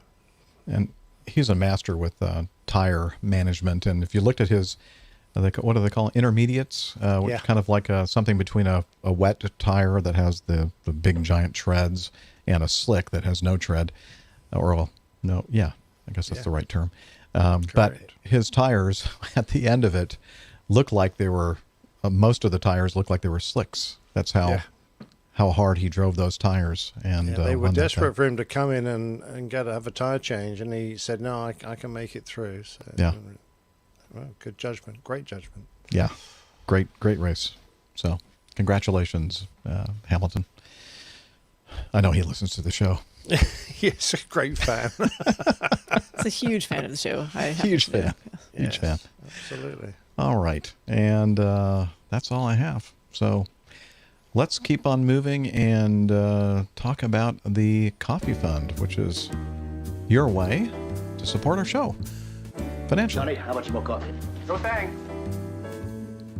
I love coffee. I love tea. I love the APG community. Coffee and tea and the Java and me. A cup, a cup, a cup, a cup, a cup. All right. That's Jeff Smith in Nashville, Tennessee, who does the Airline Pilot Guy theme song and also the APG Java Jive for our Coffee Fund. And since the last show, using the Coffee Fund Classic Method, we have listeners Gregory Peterson up in Lexington, Ken Berry, Chris Randall, and David Lieb. They utilize the Coffee Fund Classic Method of the Coffee Fund, which is basically PayPal. You can do a one-time or recurring donation using that version of the Coffee Fund. You can also become a patron of the show. Most of our contributions come from Patreon, or our patrons at Patreon. And since the last show, we don't have any new patrons, but that's okay. We already have a bunch of great patrons out there supporting us financially. So thank you very much, all of you, for your wonderful, generous contributions. And if you're interested in joining this great group of folks, please head over to airlinepilotguy.com/coffee.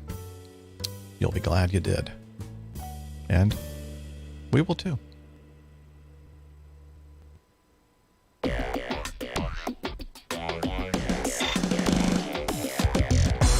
Captain, incoming message.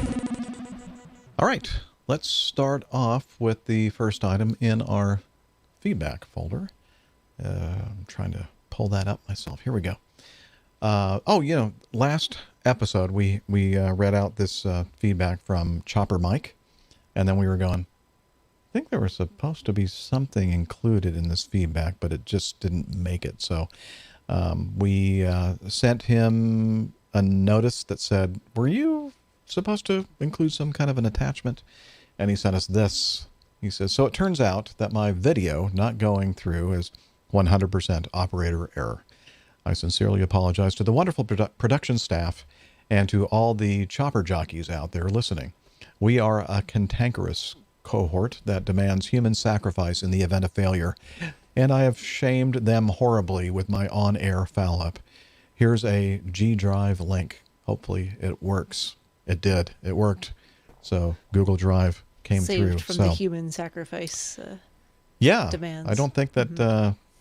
I don't. Maybe just one of his children, but not him. That's So okay. Those chopper drivers probably wouldn't have found him anyway. They usually get lost. it's so true. All right. This is about actually the video feedback. This is my first one. It was in regards. that was an intro. A little tease. The time limit on there's probably a little bit of a lag, some latency with our control room up in Toronto, for sure, because we're experiencing technical difficulties today with our control room and our producer director. Excuse me, a little touch of COVID, I think. Anyway, the video playing capability of StreamYard, the limit is 5 minutes, and Mike sent in 5 minutes and 8 seconds. Now, he didn't know what the limitation was. So I had to kind of trim out a little bit from the beginning and a couple little places here and there just to kind of trim it down so that it was under the 5 minute mark. So anyway, without further ado, let's hear from Chopper. Video feedback. This is my first one. It was in regards to episode 442.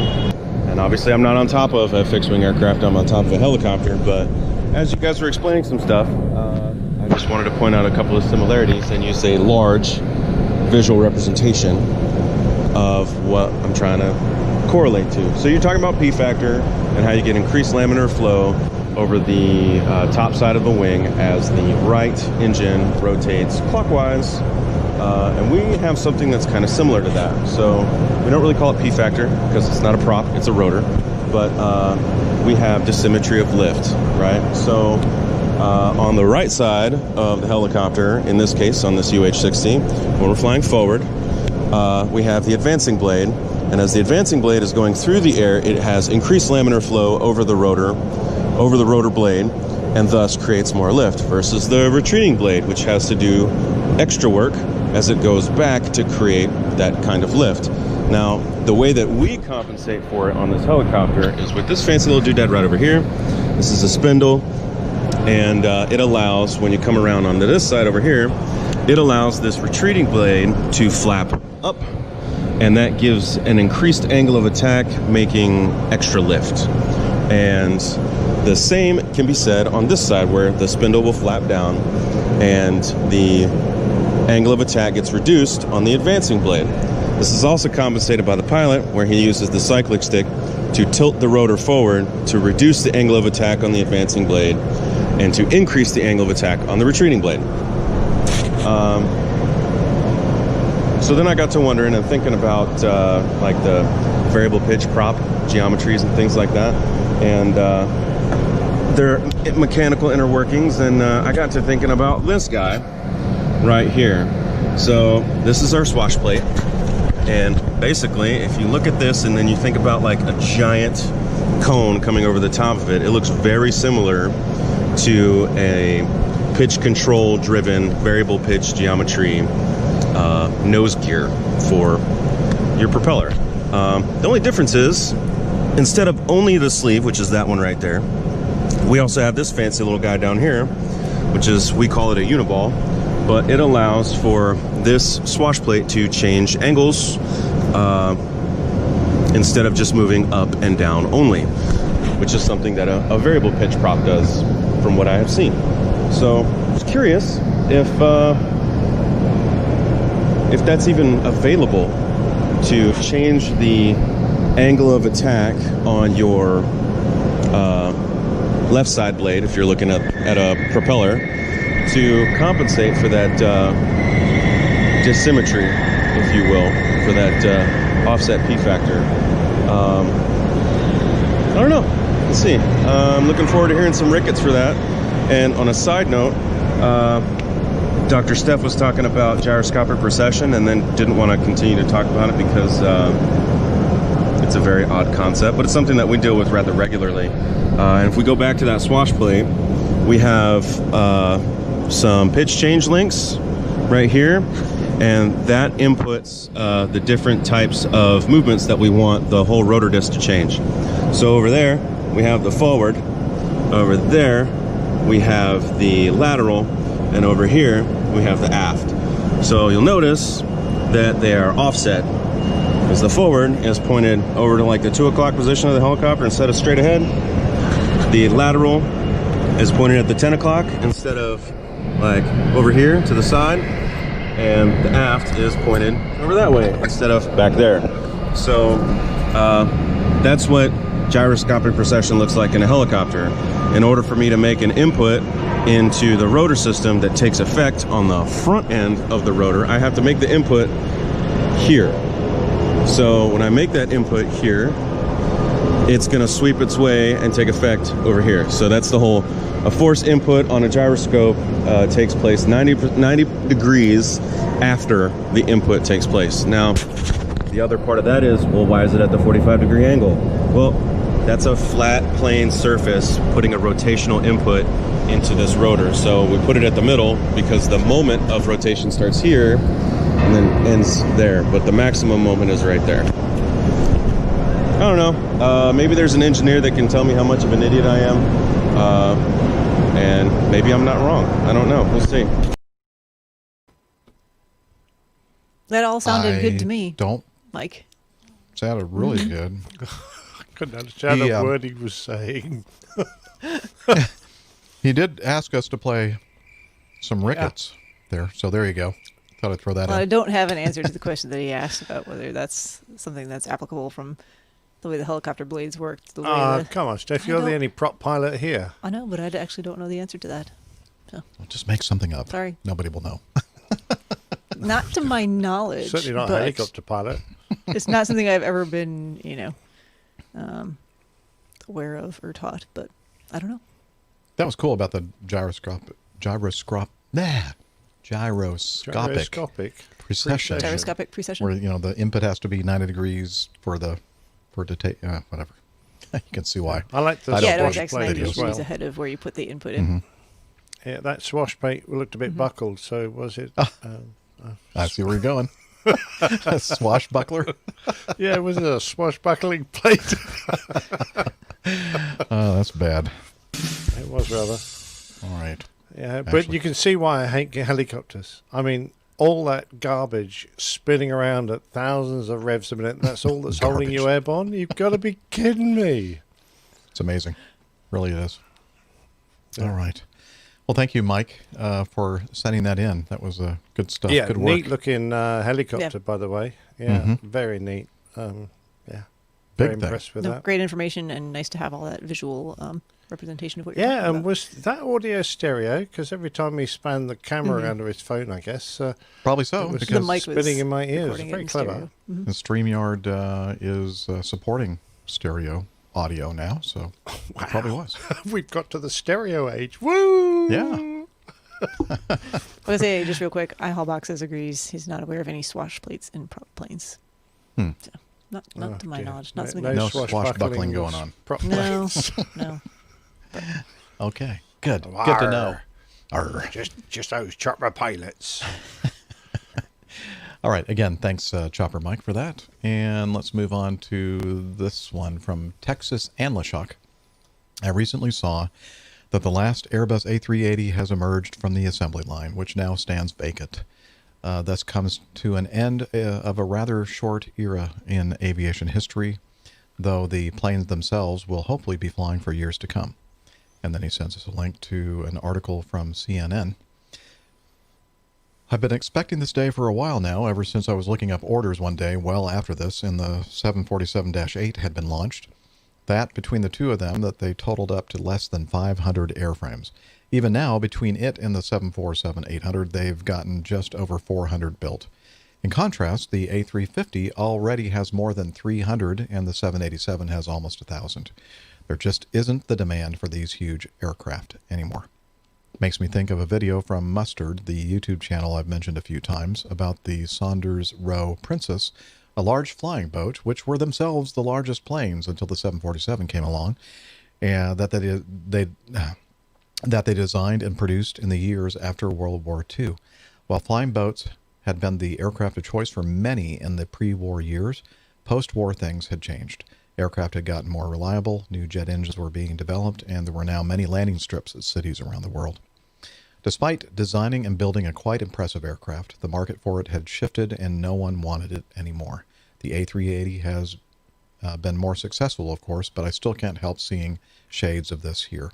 Anyway, as always, looking forward to next time. Wishing you clear blue skies. This is the Texas Anla Shock signing off.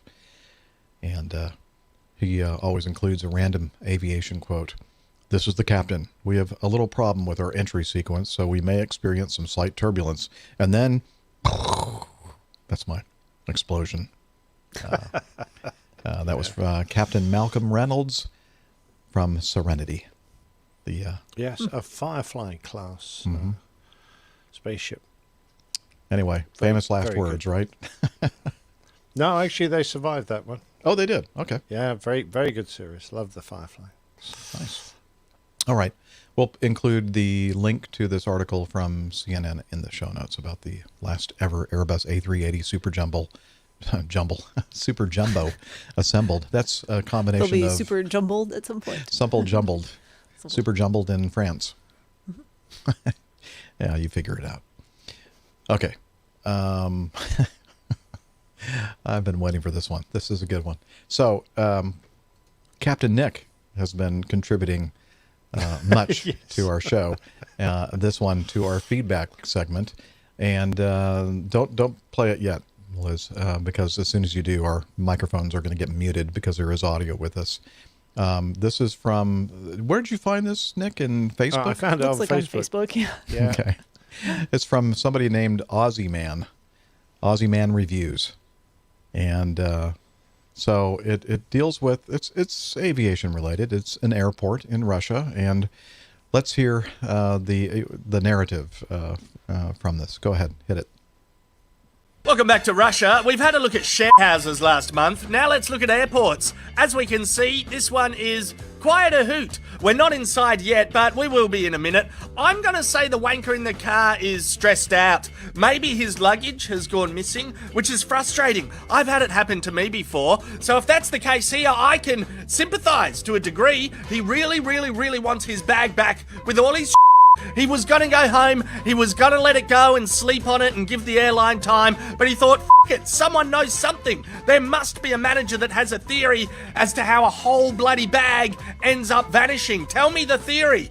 This guy in the blue suit can see the car coming. He opens the door. That's nice. He's helping out. I'm sure the car will fit without causing any damage. No, he shuts the door. He wants to stop the car. The angry passenger screams, "You dickheads will never stop me. Not until I get my bag back and a free upgrade to business class on the next flight. I'm going to go talk to the information desk. Honky honk, beepy beep, get out of the way. Oh, hey, can you please look into...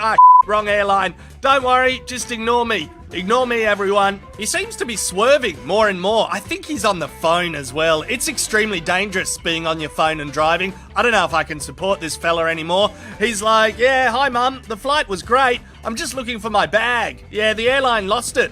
I went to the right carousel. I did. I stood at the belt for an hour. Eventually, it was the same 3 bags going round and round. I guess those bags filled out a form to report their owners missing. I don't know, but yeah, I had to fill out a form to report my bag missing. They said, leave it with us. I went out to my car. I thought, F this. No, mum, you know, I'm not leaving it with them. I already left it with them once. Where the F did it go? Hang on. Ugh. So now I'm driving around inside the airport. Yeah, inside. It's like the Blues Brothers. There are so many people chasing me. Sorry, Ma, what's in the bag? Important my favourite jacket, the anti-diarrhea pills you got me, my glasses. I can't see without them. I'm blind as a bat. Oh, and I got you a heap of pirated DVDs. Movies that haven't come out yet. So we want that. I wanted it to be a surprise. Okay, I'm back at the terminal I arrived in. Look out, dickheads. I'm reversing. Look out. I want to see if my plane is still out there. If the pilot unlocks it, I can check it myself.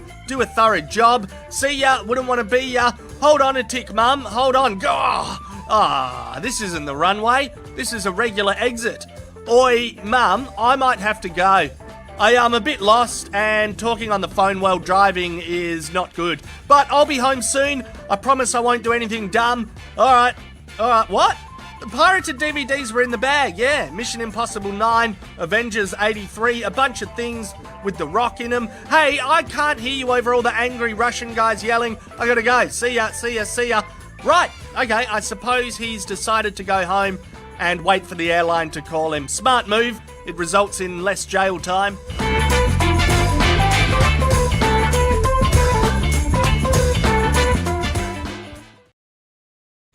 I want to know You why the have to watch floor the video. in the terminal was so slippery. It's so slippery. What is going don't on? know. And it was very low speed, like driving through the terminal. Yeah, I love it. I love the way the movie's put together. In the last frame is him like disappearing into the distance, having spent the last 10 minutes careering around the inside of this terminal. I wonder what the real story is with this guy. Drugs. Because toward the very end, did you see that big like 4x4 piece of lumber that they were? I think they like hit him in the head with it. I don't know how he continued to drive on after that. Yeah, these are Russians. They're tough probably people. just a scratch. Yeah. No, it's amazing. I find it just incredible because in most airports there are like lots of armed people, and I think in most airports he would have been a bloody mess full of bullet holes. Exactly. But they seem to be treating him with an amazing amount of patience. They were very restrained. I was thinking the same thing. Yeah. If this had happened in the U.S., I'm sure that guy would have had several bullet holes in his head. Yeah, absolutely. Wow. Eyehole Boxes makes a good point. Is this where the Van Nuys driver got his inspiration from? Yeah, there's been several recent incidences. And I love Aussie Man's commentary. He's a very funny bloke. Very, very funny. I'll have to listen to more of his stuff. So we'll have a link to his channel. I guess he has a channel. I think he has a YouTube page as well as... YouTube page. AussieManShop.com is his website, where I'm sure that you'll be able to find all the different places that he has his stuff. Very good. I love that kind of humor. Very, very funny. All right. And speaking of funny humor, we have one of our APG community members at large, Dana. Actually, it's not really that funny, but he does continue on with his training audio series on the 737, and today's is the 5th installment, and he talks about his simulator check ride. So here we go. Take it away, Dana. Well, hello there, APG community, Captain Jeff, Captain Nick, Captain Rick, and Dr. Steph. This is Dana, and I'm reporting back to you with my day of check ride here, and wanted to give you guys an update as to how things went on the actual check ride. I kind of alluded to it earlier as to how it went, and it went pretty darn well for me. The check ride itself was held at Charlotte International Airport, which is Charlotte Douglas International Airport, and we specifically used runway 36 center for the entire day for all of our maneuvers. And that's the thing, is the maneuvers validation is, and if I'm all over the place as to what I'm saying, talking about, nothing in a maneuvers validation is really standard other than the qual standards that you're held to.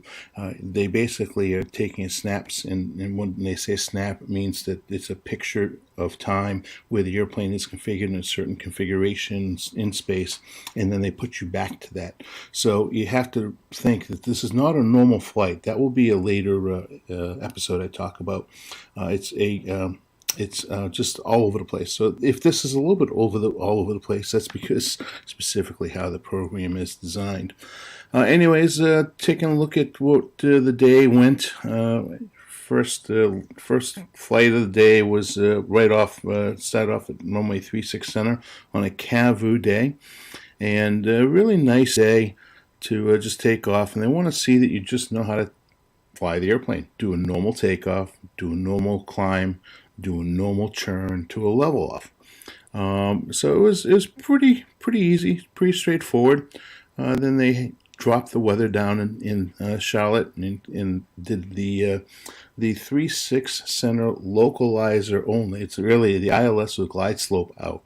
Now on this aircraft, it's really a very easy airplane on any non-precision approach that doesn't have a type of churn. And when I say non-precision approach or the churn, let's think of DCA. Of course, you have a non-precision approach that has a churn in that brings you in on the VNAV per se. Into the runway, doing the river visual if you're in the instrument conditions. There's another one in San Francisco. So anything that has a bend in the course, you cannot use this function, but it's a wonderful function. And that is, it's only available actually on the 737, as far as I know, at Acme. It certainly was not on the MD-88 or the 90. It's called an IAN. Now, the IAN is Integrated Approach Navigation. I think that's, let me go back to it. I love all these acronyms, and I know what IAN is, just, yeah, that's exactly what it is, Integrated Approach Navigation. So what it is basically the computer, the FMS, has the ability to create a artificial glide slope using DME and path associated with, using GPS as well. So it's really creating an artificial glide slope. So you don't have a glide slope per se as an ILS would, but it has a glide slope that'll take you right down to a much better result instead of trying to do the old dive and drive. When I say the dive and drive is, diving, and leveling off and diving and then going to the minimums.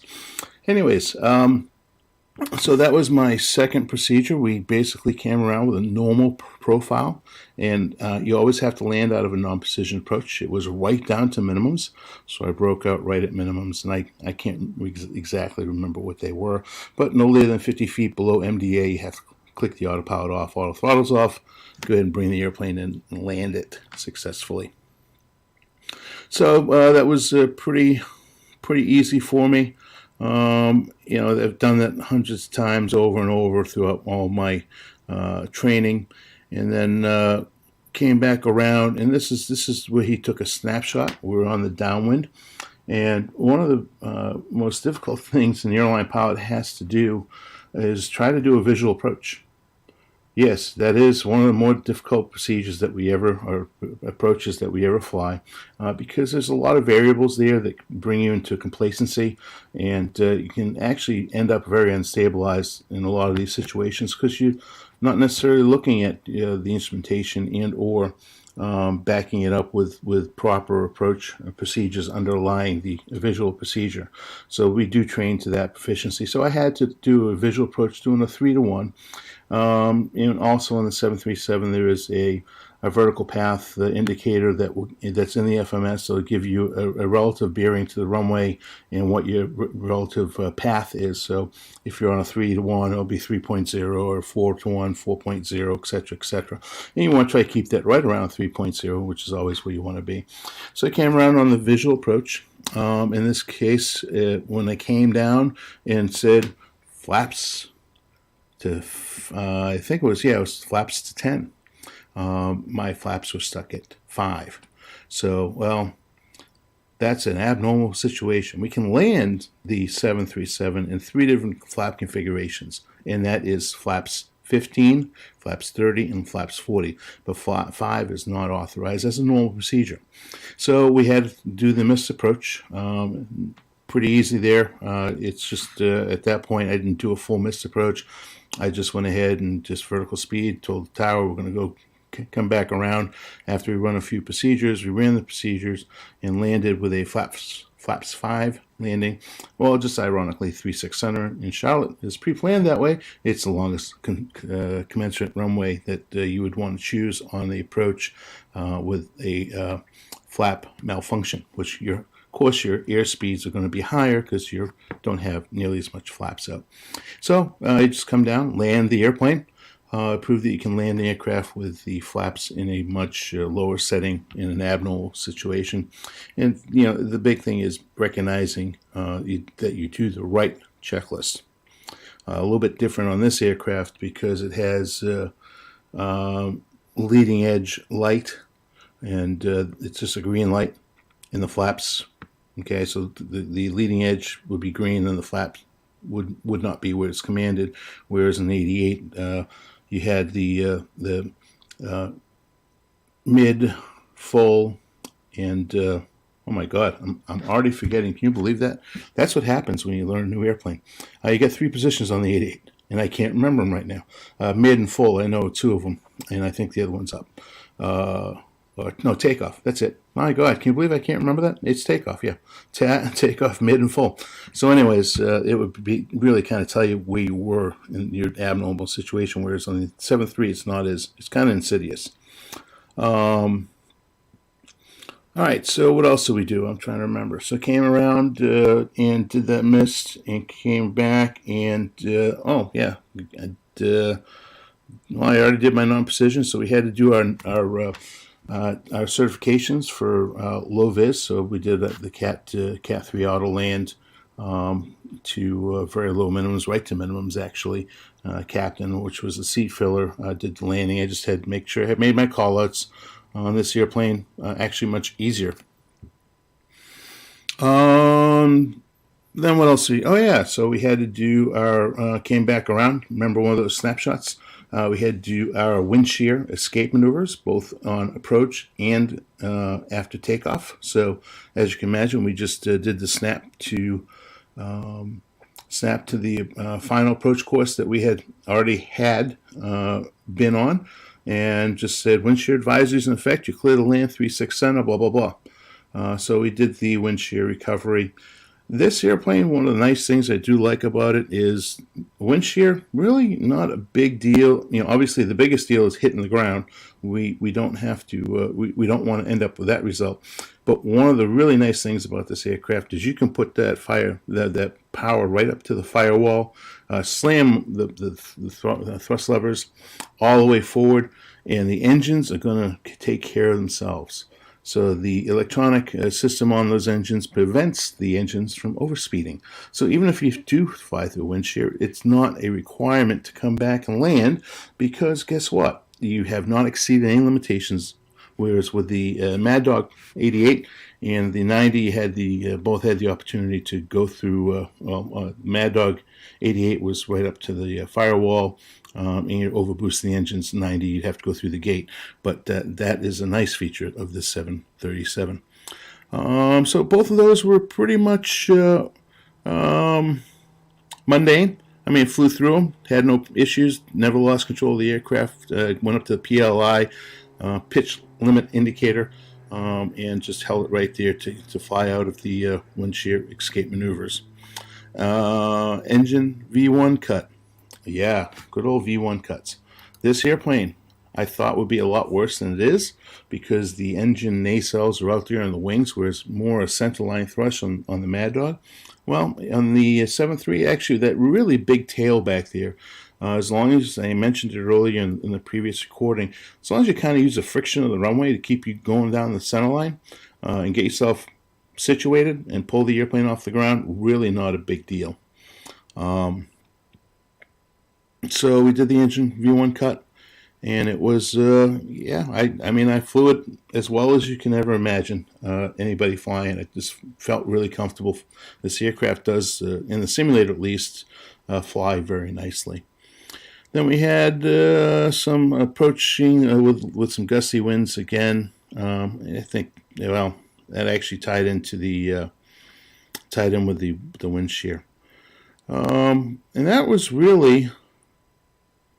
So in there, I forgot I had a low approach, so it wasn't an actual full. It was a full go around. We were in actual landing configuration, just about touchdown, and that's a lot different than if you're in a go around scenario at a higher altitude. I kind of touched upon that earlier, and that was when I had the flap malfunction. I was at a higher altitude, and all I did was vertical speed. Whereas if I'm down low to the ground, you're going to hit toga. And there's a chance when you do a low power go around, when you're really close to the ground, that you may actually contact the runway.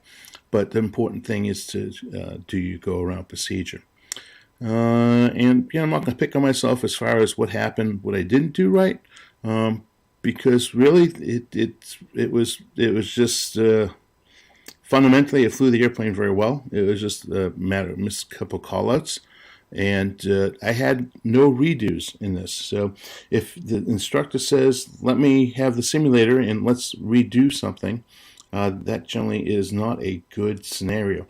The wonderful thing about AQP, Advanced Qualification Program, is that if you do not pass one portion of it, As long as it's not multiple portions of the check ride, then you can be retrained.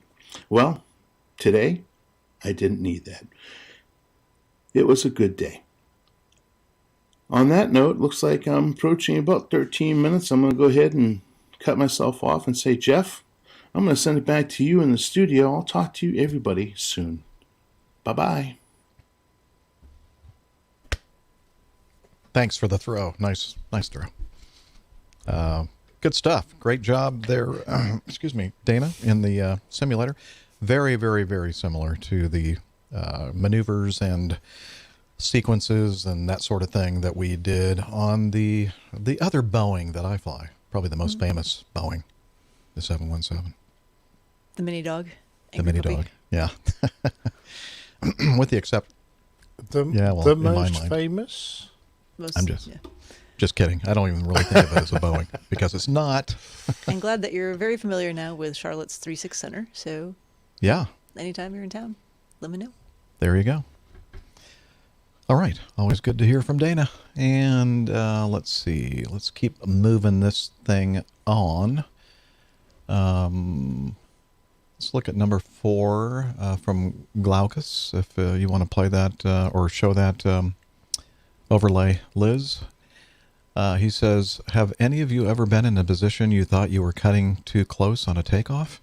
If so, what did you do?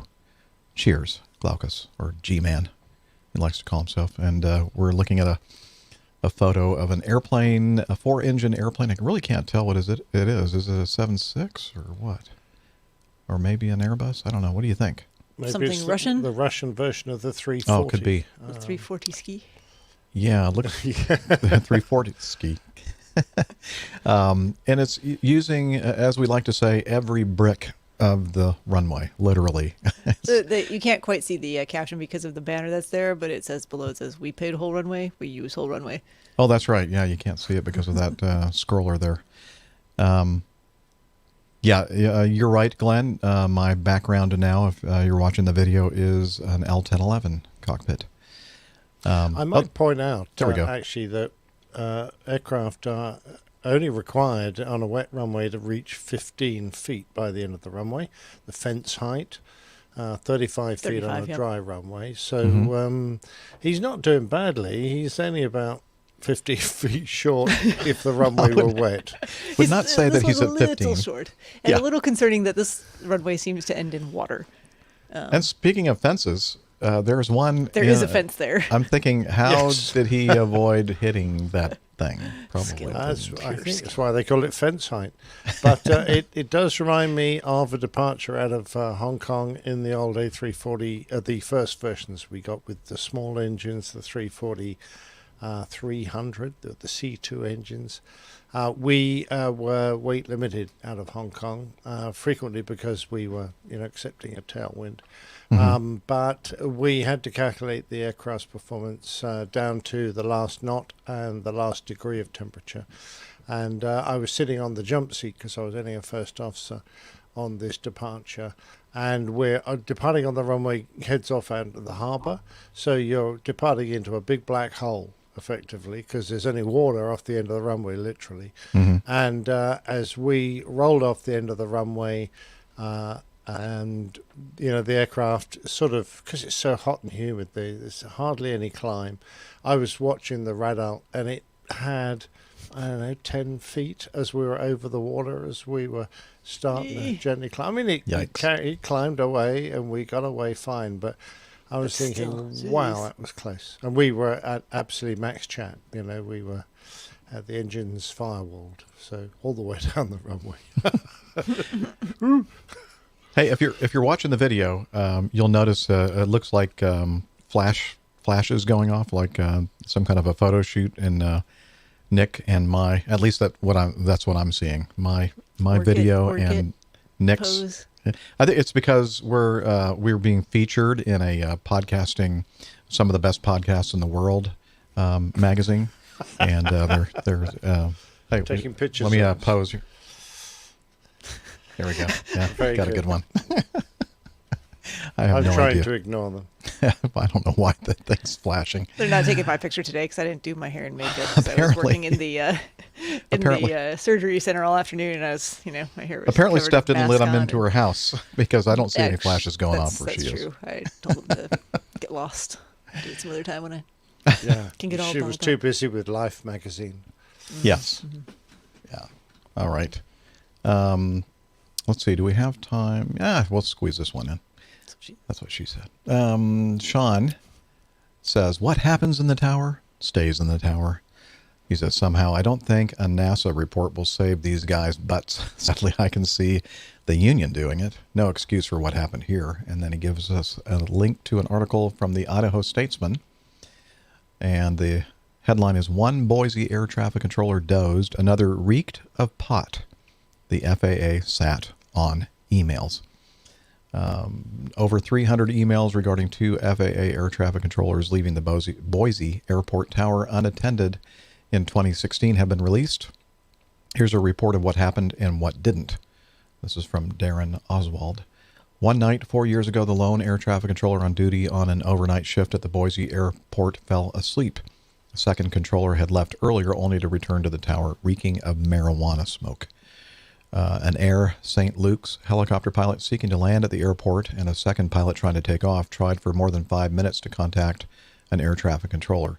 The pilots finally received permission from an airport grounds operation officer. Today, the Federal Aviation Administration has still not fully explained what led to the breakdown that night in air traffic control, a key part of the nation's aviation safety system. Nor has it said what happened to the two controllers. The Idaho Statesman has been able to piece together some of what took place in those early morning hours of Saturday, November 19th, 2016, from staffing logs and 313 emails the FAA released to the Statesman. They were released on October 14, 46 months after the newspaper filed a Freedom of Information Act request. Wow, not very quick response. The records are from FAA officials who looked into the incident. The Boise Airport, operated by the city of Boise, never received an official report on the incident, though it was the city officers' intervention that enabled the helicopters to land.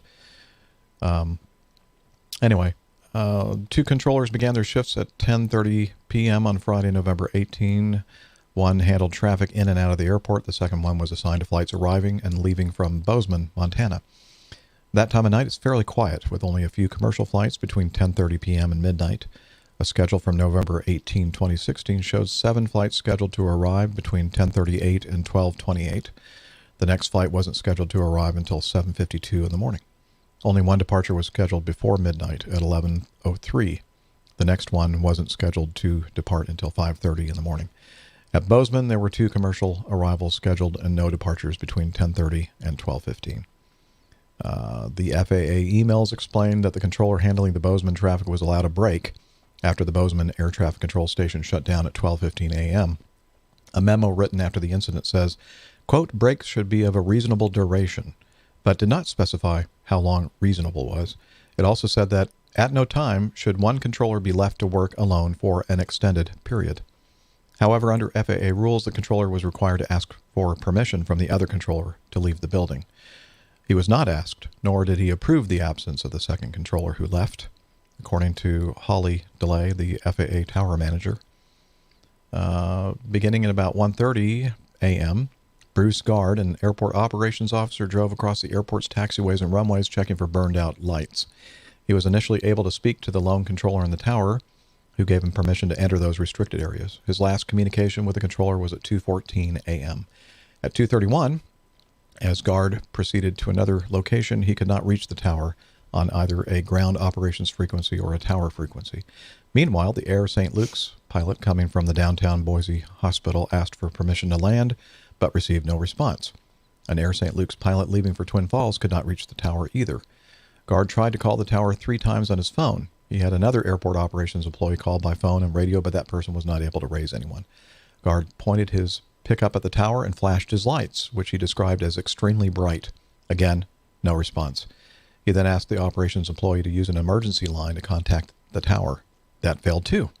Gard asked the employee to notify ADA County Emergency Dispatchers, or ADA, I guess, Ada County, emergency dispatchers to send police and fire units to the tower. He thought there may have been a medical emergency. Meanwhile, I think the city employee guard gave the pilots permission to land and depart. Oh, was he a qualified air traffic controller? I don't think so. Anyway, it goes on. Much more information about this whole thing. One of the things they talked about was that the controller that had left the airport and had gone home kind of smelled of marijuana smoke. And when he got there, he went for the refrigerator and just pulled out a pizza and a Coke and started drinking. Hungry. Yeah. Even though he'd just been at home for dinner? Okay. Yeah, he had the munchies for some reason. Shocking. Anyway. Interesting story.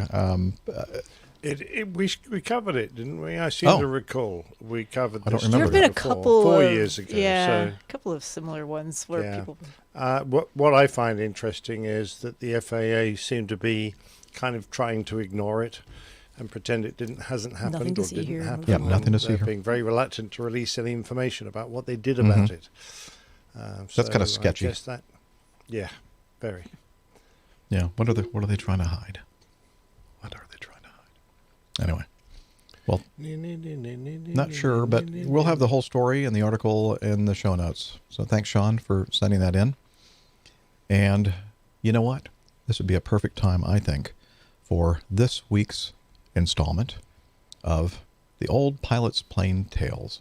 And this week's episode, you couldn't give these away either.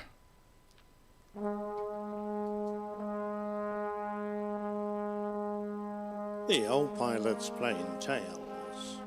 You couldn't give these away either. Having recently talked about a couple of embarrassingly awful US World War II aircraft, it wouldn't be fair if I didn't mention some from my side of the Atlantic that were knocked together in the jolly old British Isles. Sadly, there are way too many to cover, so I'll just take a deep breath and mention a few. A while ago, I visited an Air Force friend who had at one time sat behind me in an F-4 Phantom. And he went on to many greater achievements than I did, but after retirement he moved down to a lovely old house in a village not far from me. Whilst we were catching up on old times in his lovely garden, I noticed a quirky old summer house and, taking a closer look, my eyes fell on the manufacturer's plate attached to the cast iron frame.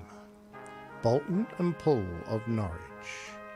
Excuse me if I digress for a moment, but this fine old company marks its origins to an ironmonger's shop founded in 1797.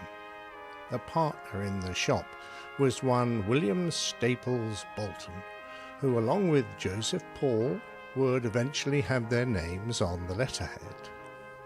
The company turned its hands to many things over the years, including building summer houses that rotated on a track so that you could turn your pretty garden cabin around to catch the sun and make the most of an English summer.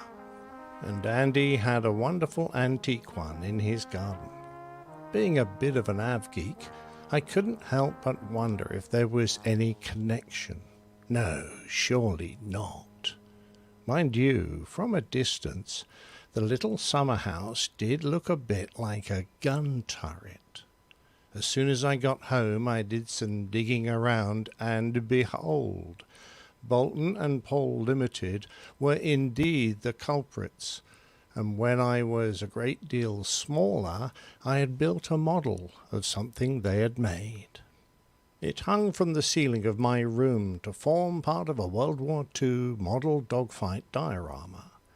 Even back then, I knew the reputation of the aircraft that I'd made, as I had it going down in a mass of cotton wool flames and peppered full of holes made by a sleek BF-109 that was flashing past it. Actually, I'd used a hot pin to burn the bullet holes through the plastic, but don't tell the 109 pilot that. The model, of course, was that of the Bolton Poole Defiant.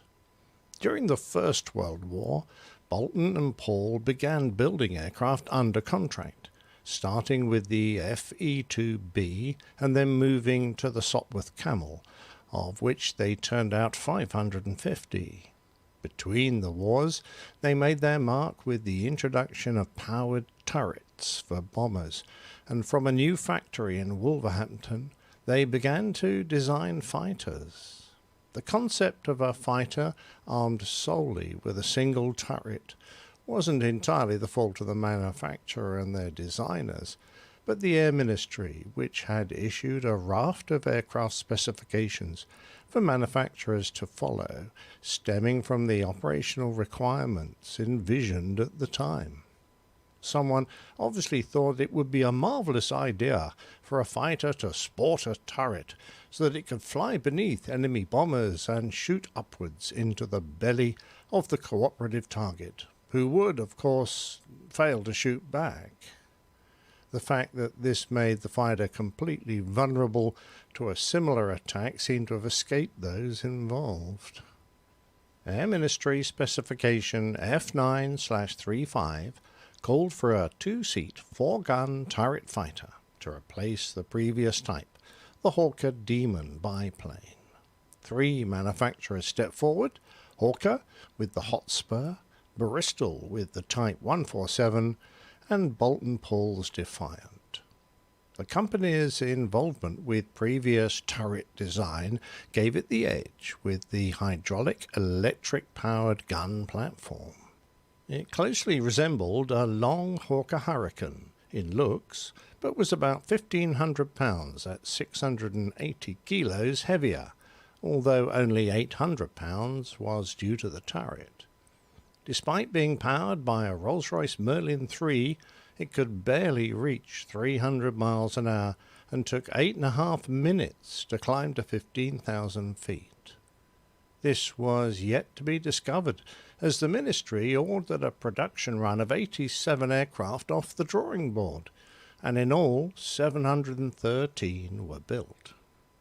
Due to production delays, at the start of the war, only 3 airframes had reached the RAF, and it wasn't until 1940 that enough were available to mount patrols. The first squadron to become operational was 264, and it tested its performance against the Spitfire. It was discovered that although the Defiant could defend itself by continually circling, it wasn't in a position to act offensively against other fighters. It became clear that Bolton Paul had built an aircraft only capable of taking on less maneuverable machines such as bombers.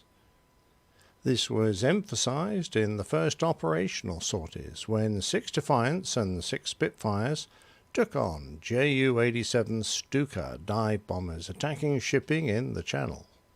4 of the German dive bombers were shot down, and then, despite the presence of the Spitfires, the formation were attacked by a flight of Messerschmitt Bf-109s. 5 of the 6 Defiants went spinning earthwards. Other than the weak armament, the only guns were in the turret, and they had 4 Browning 303 machine guns. As well as its less than stellar performance, the aircraft had other reasons to be unpopular amongst the crews who flew it, particularly the gunners. The turret was too small to allow the air gunners to wear a conventional chest or seat-mounted parachute. This resulted in the development of the Rhino suit, a special all-in-one garment that wrapped around the back and contained a parachute, a dinghy, and formed the gunner's outer clothing.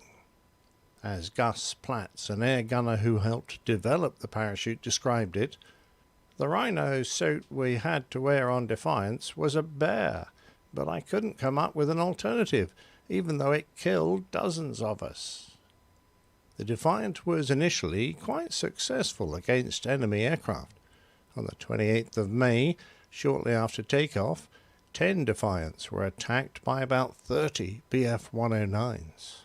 Forming a circle, they claimed 6 German fighters for the loss of 3 Defiants. However, the losses mounted. On the 31st of May, 7 Defiants were lost in one day. During the evacuation of Dunkirk, 264 Squadron claimed 48 kills in 8 days, although the cost was high, with 14 Defiants lost. In reality, German losses were actually no more than 12 or 15 enemy aircraft. The turret's wide angle of fire meant that several Defiants could engage the same target at one time, leading to multiple claims. Germans bouncing Defiants sometimes mistook them for Hurricanes, and on settling in behind got quite a shock when the gunner opened fire, but they soon learned the aircraft's vulnerabilities. Once the Luftwaffe pilots got their measure, the glory days of the Defiant were quickly over. The Me-109 showed its superiority in speed. Even the Bf-110 could outperform the Defiant, which was now doomed to failure. They were to become death traps for their crews, incapable of dogfighting and far too slow to get away from the incoming enemy. Pilots later complained that it was also a difficult task to bail out of stricken aircraft, and many had to go down with their machines. On the 26th of August 1940, 264 Squadron lost 5 aircraft with 9 crew killed. By the end of August, over half of the delivered airframes had been shot down, a loss rate that the RAF considered unacceptable.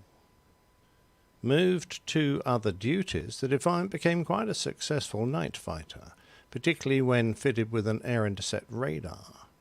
Some aircraft became gunnery trainers, and others were employed in the electronic countermeasures role, and for a while it served, rather unsuccessfully, as an air-sea rescue aircraft.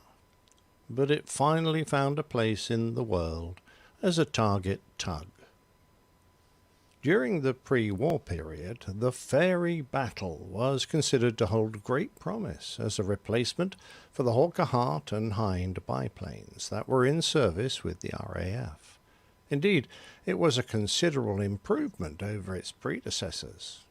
To be fair, the RAF's requirements for this light bomber were set pretty low when they asked for a monoplane capable of carrying 1,000 pounds of bombs, that's 450 kilograms, for 1,000 miles at 200 miles an hour.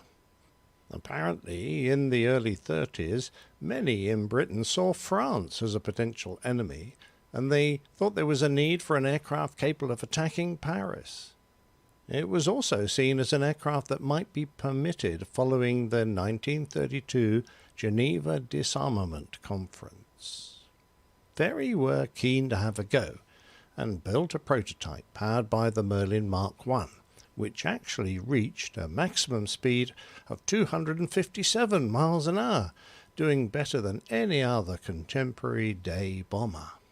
However, even prior to the first flight, members of the air staff had concluded that the specifications laid out were insufficient to enable its use in a prospective conflict with a re-emergent Germany.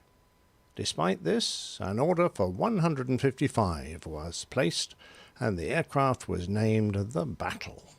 By the end of 1937, a number of squadrons had been re-equipped, and the order for more aircraft reached 2,419.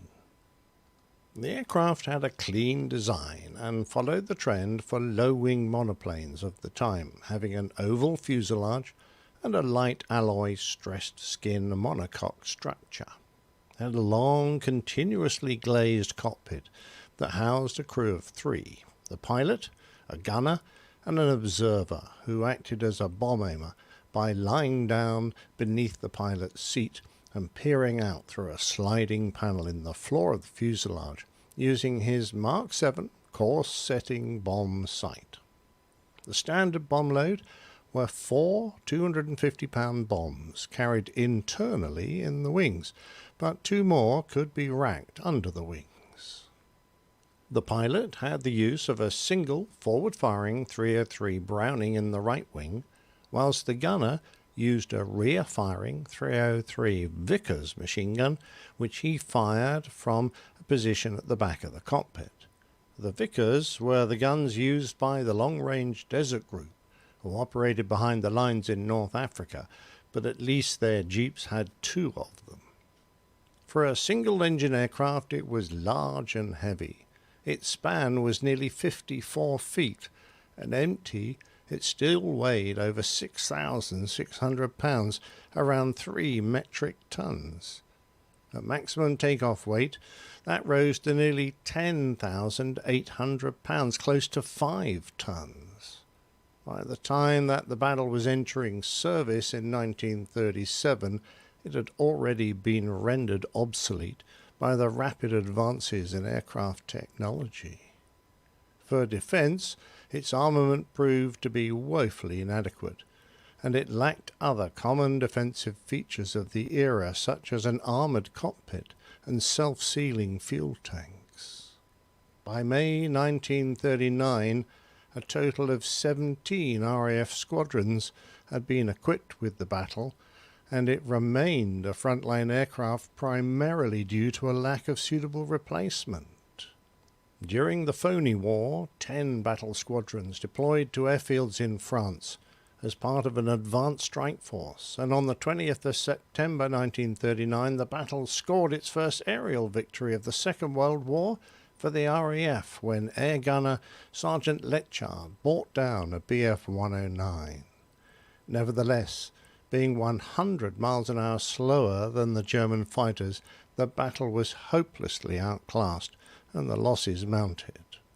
On the 10th of May, 3 out of 8, and then 10 out of 24 were lost in a single day, with the remaining aircraft suffering damage.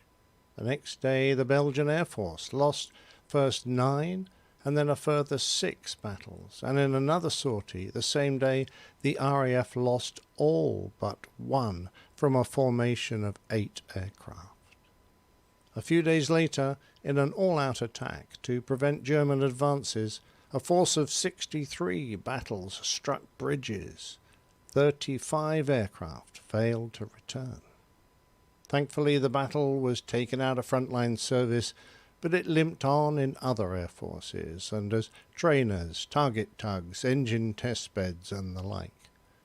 For the low-level attack role, the RAF pressed the Mosquito, the Beaufighter, the Hurricane, the Typhoon, and the P-47 Thunderbolt into service as a replacement. Back in 1936, the Royal Navy Fleet Air Arm had taken delivery of its new torpedo bomber, the Fairey Swordfish biplane. It was a medium-sized open cockpit biplane which had a metal airframe covered in fabric and utilized folding wings to save space aboard a carrier. It was quite fondly named the String Bag, not because of all the bracing wires common to biplanes or the ease in which the slow machine could be shot up, leaving it full of holes, but the name came from the seemingly endless variety of stores, weapons, and equipment that it could carry, similar in nature to that of the ubiquitous housewife's shopping bag, common at the time. The Swordfish was slow and vulnerable, and by the start of the war it was already considered obsolete. Enter the Fairey Albacore, or Applecore as it was more fondly known, which was supposed to fulfill Ministry Specifications S41/36 for an improved torpedo bomber. The Albacore was designed to replace the older Swordfish, and the first prototype flew in late 1938. It was assessed by the test pilots at Boscombe Down, where the Bristol Taurus 2-engined versions showed a stunningly unimpressive maximum speed of 160 miles an hour when carrying 4 underwing depth charges. Perhaps it would be faster after the depth charges were dropped, and indeed it was. It could reach 172 miles an hour. They fitted an improved Taurus 12, which showed little improvement, and in service the Albacore proved less popular than the Swordfish it was designed to replace, particularly since it was far less maneuverable, with the controls being too heavy to allow good evasive action to be flown after dropping ordnance. Despite the fact that the albacore was clearly more modern in appearance than the Swordfish, it didn't prove to be that much of an advance.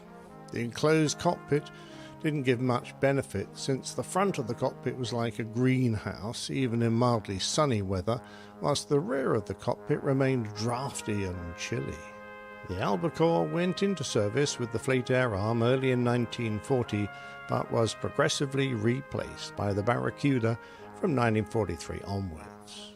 The Stringbag, however, the hero of the Battle of Taranto, when 12 aircraft from HMS Illustrious decimated the pride of the Italian Navy in the harbour of Taranto, sinking half of its capital ships in one night, went on to serve until May 1945, when the last squadron, 836 Naval Air Squadron, was finally disbanded.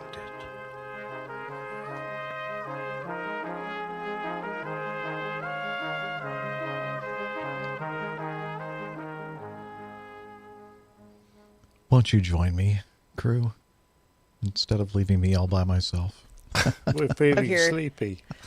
Wake Yeah, up. Nick had to wake us up a few moments ago. Like, hey! He accused me of sleeping, but I was wide awake the whole time and listening and reading the script. Confused. I was. It was a good plain tale. Yeah, well, you know, I feel a bit mean, about talking about these airplanes that really weren't very successful.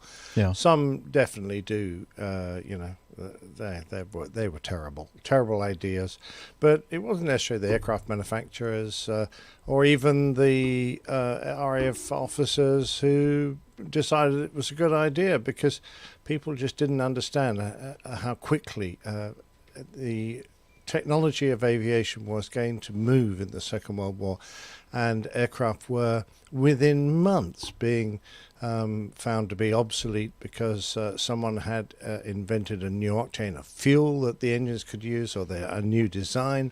It really did. The war, sad as it was, made enormous strides, or allowed the creation of incredible technologies very quickly.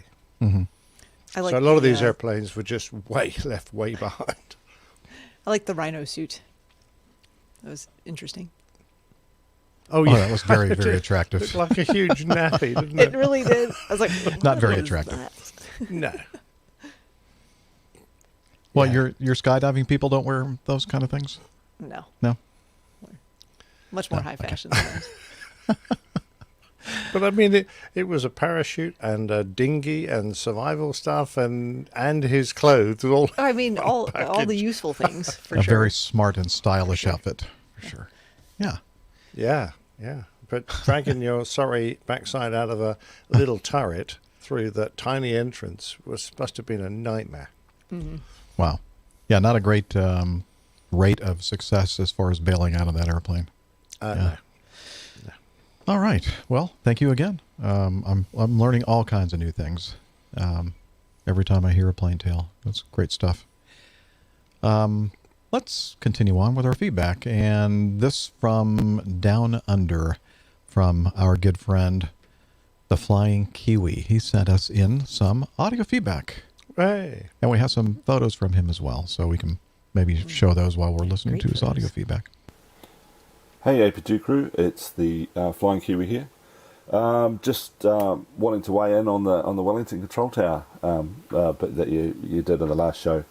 I too live in Wellington, well sort of. I live out on the Kapiti coast, which is about 40 minutes drive from Wellington. But I work in town most days anyway, so go past it quite a lot. And of course know that control tower very well. And talked to quite a few of those guys operating out of that control tower when I was flying in and out of Wellington. And the new control tower has a great view of the tarmac all the way over to the main commercial hangars. It probably has a slightly stunted view of the private stuff or the exec jet stuff, but not a lot of traffic happens on that side of the airport. It's all on the other side of the airport, which they have a very commanding view of. And of course, it's right next to all of the big box stores, so the guys can run down and do their shopping in between, landings. The old control tower was on the market for just under $1 million New Zealand dollars, which is about $5.50 US. And it was sold very recently for an undisclosed bidder. I think there are over 100 people applying. 100,000 people. 100,000 views of the control tower, and about 60 groups were led through it. Very challenging property because we live in New Zealand. Everything has to be earthquake strengthened, and it wasn't earthquake compliant, which would have required a lot of money, and also it was full of asbestos. So not really a move into and renovate sort of place. You would have had to do a lot of work. So who knows whether they're going to tear it down or not. It would be sad to see it go, but I can't see it being commercially viable to keep it as is. It would make an awesome Airbnb. And the views are amazing. I've been up there myself, doing a control tower visit and meeting the peeps. The windows are in bad shape. I was told once they opened one to get in a bit of air and it fell out and hit the road. So because it gets a lot of the old sea breeze, a lot of that stuff is quite rusty up there. So you have to be a bit careful of it. So there you go. I thought I'd say hi, and because it's been a while. I've actually just started. I'm halfway through my instrument rating. So I'm hoping to be a single engine instrument rated pilot. So I'll have to do the whole multi-engine and then become a doctor, so I can compete. I will include a picture of one of my flights the other day at 10,000 feet, passing over the 3 volcanoes of the central North Island. And funny enough, just as I took the photo, I was passing a waypoint called Sulphur. Would you believe it? Aptly named. We actually do name a lot of our waypoints and reporting points, depending on where they are and who they are. So yeah, that was quite a nice little photo, and hopefully Captain Nick will appreciate it. And not to be outdone on the modelling front, I might send a few pics of some fairly famous RAF types, and maybe the odd American type, just to keep my hand in for that, because I do quite a lot of the plastic bending, although I haven't done a lot of it because I've been studying so much for these freaking exams and trying to get on, and boy oh boy, your IFR radio really needs to be up to scratch. I'm having trouble with a lot of the readbacks, so I just need to keep practicing and sitting in my room and talking to myself like an air traffic controller. Anyway, short and sweet from me. Flying Kiwis out. Have a good one, guys. Bye. And we're watching on the video. Thank you, Lucas. We're going through some of the photos you sent us of the models. We were talking about Darren, one of our APG community members, who has quite a talent with making these models and painting them, and the Flying Kiwi definitely holds his own when it comes to the same sort of thing. The paint jobs on these airplanes are just incredible. Oh, they are stunning. And I love the one, obviously, with the black and white checkers. That's a 43 Squadron Phantom from ugly the airplane. squadron that Ugly. I served with. Yeah, absolutely. Yeah, well, that's because it's American. Touché. And it was painted that colour just after I must have left the squadron. I could see that the Flying Kiwi had put the names of the pilot, and that was obviously the boss's aircraft. So he had written Ark Winkles on the front canopy because that was the boss. I served under that fine gentleman for a while, but left the squadron, and I guess that's just after that, because I don't remember that particular paint scheme pitching out, but I do love it. Really nice paint scheme. Very nice indeed. I don't know what the navigator's name was. I couldn't quite make it out. So if you wouldn't mind, I'd love to know, just out of interest, what navigator was on, which navigator was on the back cockpit. But absolutely lovely. Wow, such amazing detail. Definitely. And by the way, those 3 volcanoes, I've got a picture of one of our Hornets climbing out. They did it photographed by an A4 Skyhawk. And they had mounted a camera on the back of the Skyhawk, and they did a pull-up over that volcano, and it's just a stunning picture. It's just absolutely lovely. Well, dear listeners, if you want to see these great photos that Lucas sent in, the Flying Kiwi, you should check it out. Well, they'll be in the show notes. And congrats on your progress in the piloting world and your licenses and such. Yep. Keep studying. Let us know when when you've completed it. Yeah, when we can cheer. Hooray. Yes. I mean, we can cheer now. Always good to, a lot of work. should mention, should we do that stuff you say? Okay, let's do a quick cheer. So we should also point out that Lucas is in the top tier of our patrons on Patreon. So we really appreciate his financial support of the show. He believes in us, and we do appreciate that. I wish my mother did. I've got a picture of that squadron boss wearing a boy's school uniform in the back of my Renault 16, drunk, as we drove out to wish the pilots and navigators who were holding QRA that night Happy New Year. We'd had a big mess costume party, and the boss thought it would be a good idea if those of us that were left standing went out and wished Q Happy New Year. I'm not sure they really appreciated it when about 15 drunken blokes pitched up. They were, dozing in their cots and perfectly sober. Well, I have a picture of Captain Nick in a girls' school uniform, so keeping that one handy for when it's necessary. I think we've all got our share of photos to use for blackmail at certain points. Yeah, probably. You can only blackmail me if I worry about that sort of thing. He's actually proud of it. All right. Speaking of New Zealand and Wellington and the tower, we have mentioned that Glenn is from that area, Glenn Towler. And, wait, hang on. I need to do this the right way. Announcing the mayor of AirVenture, Oshkosh, Wisconsin. There we go. Glenn Towler sent us some audio feedback.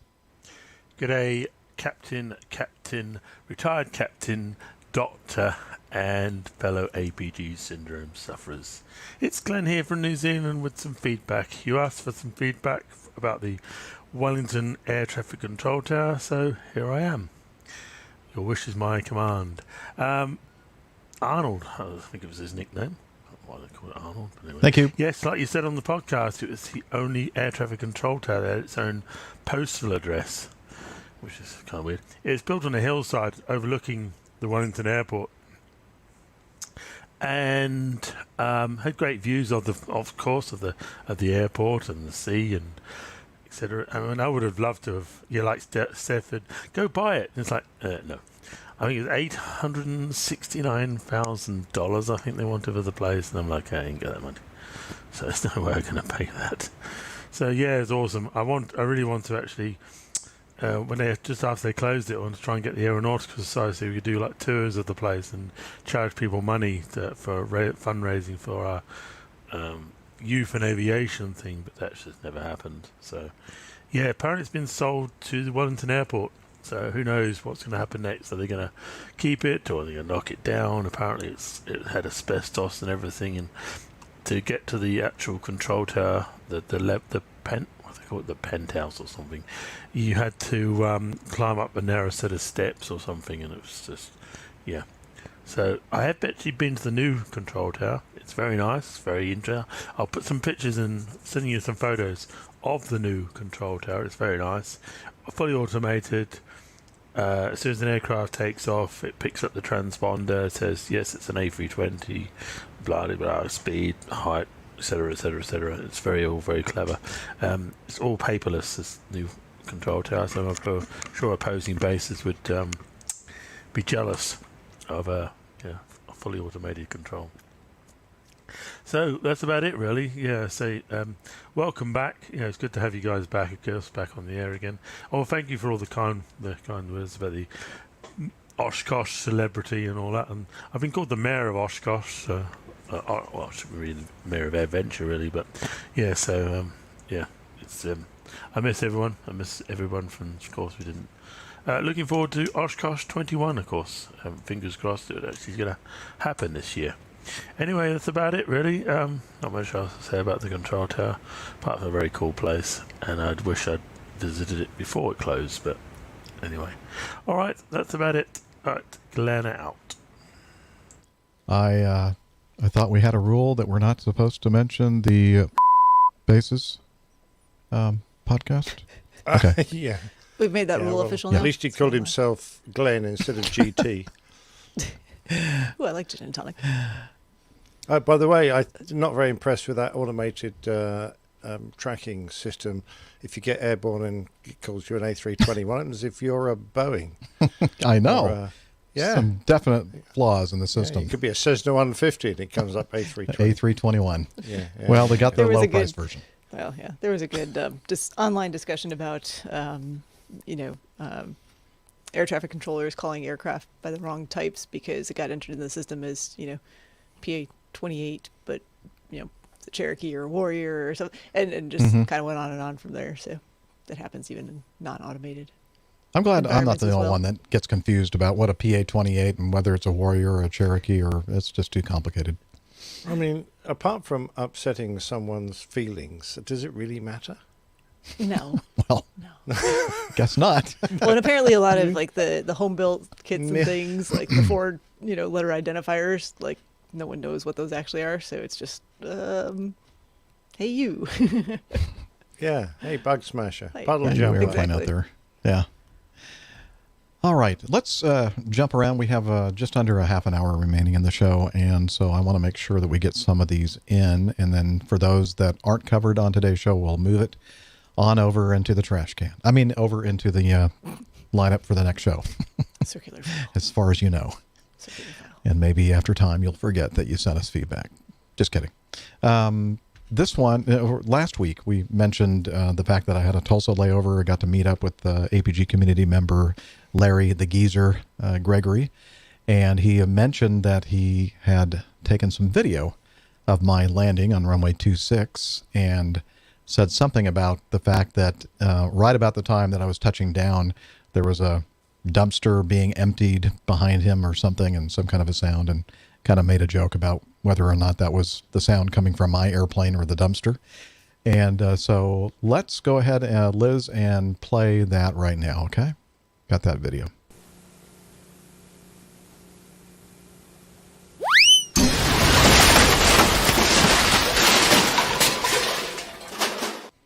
Okay, so it was a little bit firm. That'll buff out. It was kind of a firm landing. Right, yeah. The passengers managed to get off without any problem then. Just through the hole in the fuselage. Yeah, that's all right. Well, it was Tulsa. A lot of good contract maintenance there. We're able to put the tail back on the airplane, and a lot of speed tape. Yeah.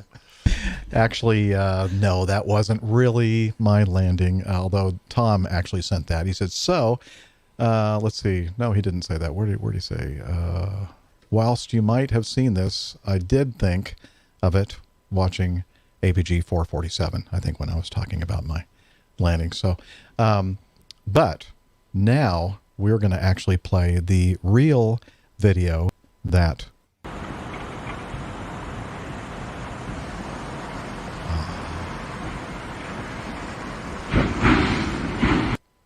and that was not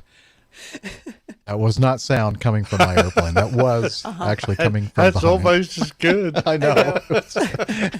I could have easily added some cartoon sound effects to that one as well, I think. No, I think that was absolutely perfect. Just as the nose came down, crunch. I know. And it disappeared behind the berm. Yeah. All right. Appreciate that, Larry. And Tom. And so I got this from Alex in Tulsa, and I really got excited because I thought that this was you remember I told you about the guy that was holding up listening to our podcast when he was getting off the airplane, And I'm thinking, Right. oh, this must be the guy. And he said, sorry, I've listened to so much of the podcast, I feel like I know you. You don't have to be sorry about that. My name is Alex, and I'm an A&P mechanic. More specifically, I'm an engine mechanic. Where I work, we perform shop visits on Rolls-Royce Tays, Gulfstream 4 and 450, the International Aero Engines V2500A5, the General Electric CFM 56-5B. Last two are installed on the A320 family. I'm currently working in the test cell as night shift crew chief, but I have about 10 years experience as an engine mechanic. Anyway, I live and work in the Tulsa area and was wondering if you'll be having more overnights here. I'm sure I will. If so, you have to go to McNally's with me sometime. They have a vast amount of beers on tap, and I'm sure we could find an excellent IPA in no time. It's actually next door to the downtown location of Albert G's Barbecue. Please let me know via email if you're going to be here on short notice. Call me at blah, blah, blah. I would really enjoy getting a beer with you sometime. Thank you so much for the great podcast. Thanks, Alex McGuffin. And I sent him back. I said, oh, I'm so glad to find out who it was that got it. And then, again, it was not him. It was somebody else. And he said, yeah, the guy deplaning was not me. Sorry. It was somebody else. Damn. Still Mr. Anonymous. Yeah. But I have been Make yourself known, sir. Pardon me? whoever you Say are it out again. there. I said make yourself known, sir, Yes. whoever you are out there, Well, they're anonymous probably too embarrassed. podcast listeners. Fair enough. I would be too. So McNally's is a place I've been. It's been many, many years. Albert G's was the place that we had the big meetup in Tulsa a few years back that Larry Gregory organized. And anyway, Alex goes on to say, you were talking about GTFs, geared turbofan engines. Like many other commercial aircraft engines, they are susceptible to the phenomenon we call rotor bow or bow. This is, in essence, when one side of the N2 high group HPC/HPT, high pressure compressor, high pressure turbine rotor cools faster than the other and could potentially cause the rotor to not spin quite as freely or seize. We do our best to correct this by crank cycles before and after starting and allowing warm up cool down periods at idle before and after the engine is at power. This condition is exacerbated on the GTF because the core engine is so small, driving such a large fan. And he says, please don't quote me. Okay, that's not a quote.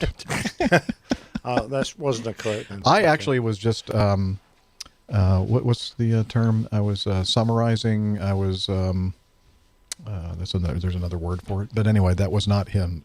That wasn't his word. Those weren't his words. I just made all that up. Of course. Now that I just read it. So that's actually the thing with the engine on the Supervan Caravan, the straight drive Garrett, was it the Honeywell TPE 331, I think. So before and then after shutdown, you do want to go out and actually just rotate the prop through a number of times because it helps cool everything down evenly so that you don't get that bowing effect. Oh, I get it. Bowing. Yeah. Bowing? Bowing. No, not that kind of bowing. The rotor bow. What do you mean when something's bent and stuck? Yes. Yeah, you don't want curved shafts. It's not. Well. Ideal. Why Okay. is that? Never mind. Moving on. Moving on. Paul, our good friend Paul from Ohio/Pennsylvania, works at a nuclear power plant somewhere up there in Pennsylvania, I believe, Western PA. He sent in some audio feedback regarding something that's coming up pretty soon. Hi, APG crew. I just wanted to let everybody know there will be something special happening at Lakeland Linder International Airport in Lakeland, Florida. It's called the Sun and Fun Holiday Flying Festival and Car Show. It'll take place on Friday, December 4th and Saturday, December 5th, 2020. There will be a car show with classics to exotics, vintage, and kits, and not to mention all kinds of aircraft either flying or on static display. There will be a balloon glow on Friday evening and a 5K run to start your Saturday. Some of the other featured attractions include U.S. Army Black Dagger's parachute team, the F-35 Lightning II, and F-16 Viper demos. There will also be STOL competitions and town hall meetings with the presidents of Sun and Fun, AOPA, and EAA. Also, Santa will be flying into Sun and Fun in a Stearman. There is plainside and RV camping available. I'll be volunteering at the show, and there are still volunteer positions open if you might be interested. If you would like more detailed information on updated schedule of events, please visit their website at flysnf.org.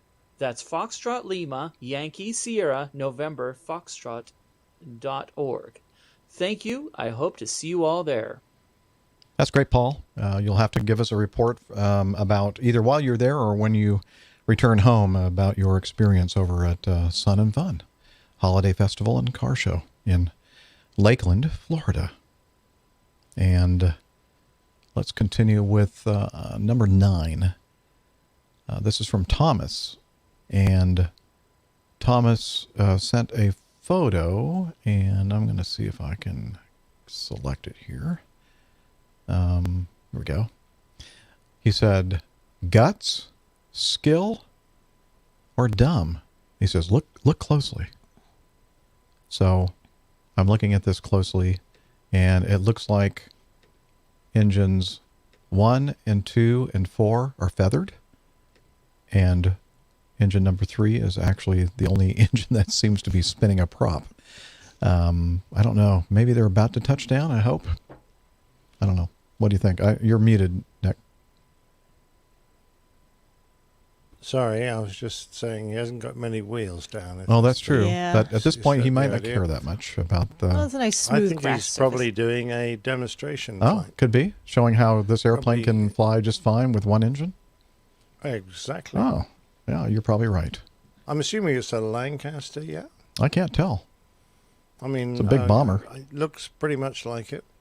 Who's got one wheel down in the back? The caption Well, is the tail low wheel Lincoln. probably down all the time. I know. What'd you say, Steph? The caption on the photo says low Lincoln. Oh, it's a Lincoln, is it? Okay. Lincoln, okay. Low Lincoln. Very similar to the Lancaster. Oh, shoot. Where do you see that caption? I don't even see it. If you open up the photo to its full size in Evernote, at the very Uh-huh. top left it says lowlincoln.jpg. Okay. I Very still don't nice. see that. But it's an impressive Wow. feat, anyway. Oh, I mean, see it I there. obviously That just was was the able to file name. identify this aircraft as Low Lincoln as a JPG. I Lincoln. got you now. Okay. That was my skill in identifying. I thought, wow, I'm very impressed with your World War II English bomber identification skills, Steph. We definitely know that it's non-existent. So that's Okay. Well, thank you, Thomas. Moving on, we had talked about the venerable three-holer, the Studebaker, the B727. And let's see, we received a couple of pieces of feedback regarding it. David sent in some... Oh, I need to find that. Here we go. I'm going to click on that. It flew over my house before going over to Anglesey, Wales for training. Great podcast. Love it. This is David Shannon, and he shows the plane finder track of this airplane that we saw, all of us on the crew, at Farnborough in 2016 or maybe 2017. That's right, 2018. yeah. 2016. Made lots of joke about chemtrails, didn't we? Yes, because they actually do put out chemtrails in this airplane purposely. Definitely, yeah. hydrogen And dioxide. Actually, I think variety. it's that kind, and also I think that actually it's some kind of an oil dispersant that they put out for specifically for oil spills. I don't think this one's a firefighting one. It's a one that they use for. Oh, that's right. You're right. You're right. In the water. Yep. Mm-hmm. Let's see.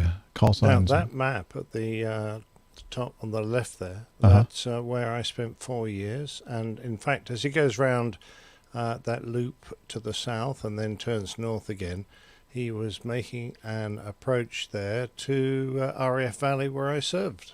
Neat. That was very cool. Yeah, that was the Air Force base where I served 4 years as a flying instructor.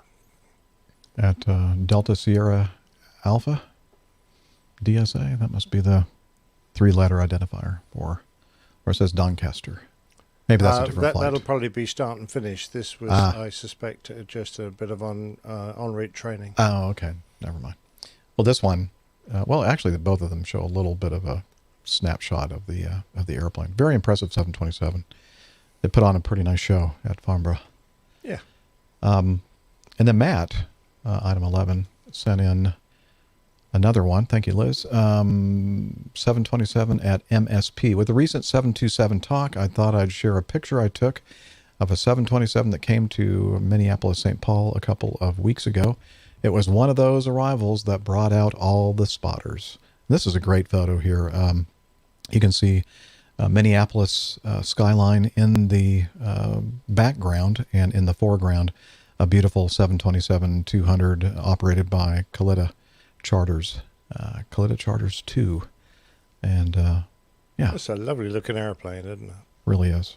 You know, I think I've told the story several times, but it's been a while.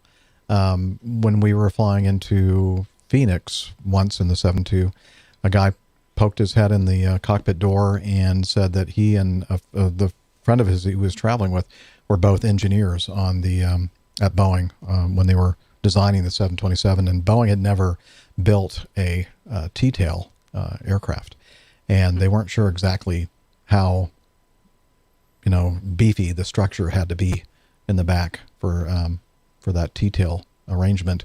And they said that they probably built it at least 3 times more rugged than it really needed to be, because again, they weren't sure exactly, you know, how the structure was going to hold up back in the back. I thought it was kind of cool just to meet somebody that had something to do with the design of the 7.2. It's quite an angle. They had to duct that air down to get to the engine, isn't it?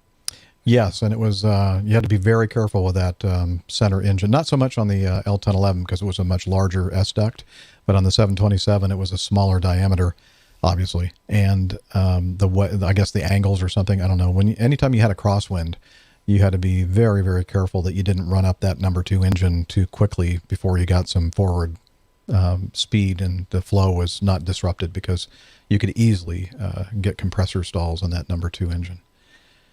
So we'd always, what the technique was, especially if you had any crosswind at all, we'd just bring up 1 and 3 to a certain point and the airplane would start rolling, and then you get to about 30 knots or so, if I recall. And then you start smoothly bringing in the number 2 engine, and then you usually get away with it without compressor stalls. Anywho, yeah, so there's some more good stuff about that 727, which is such a great airplane. Let's see. Alex sent in a noob question. Do you think we have time to answer it? I think we do. We have about 10 minutes remaining. I think we should go for it. Number 13.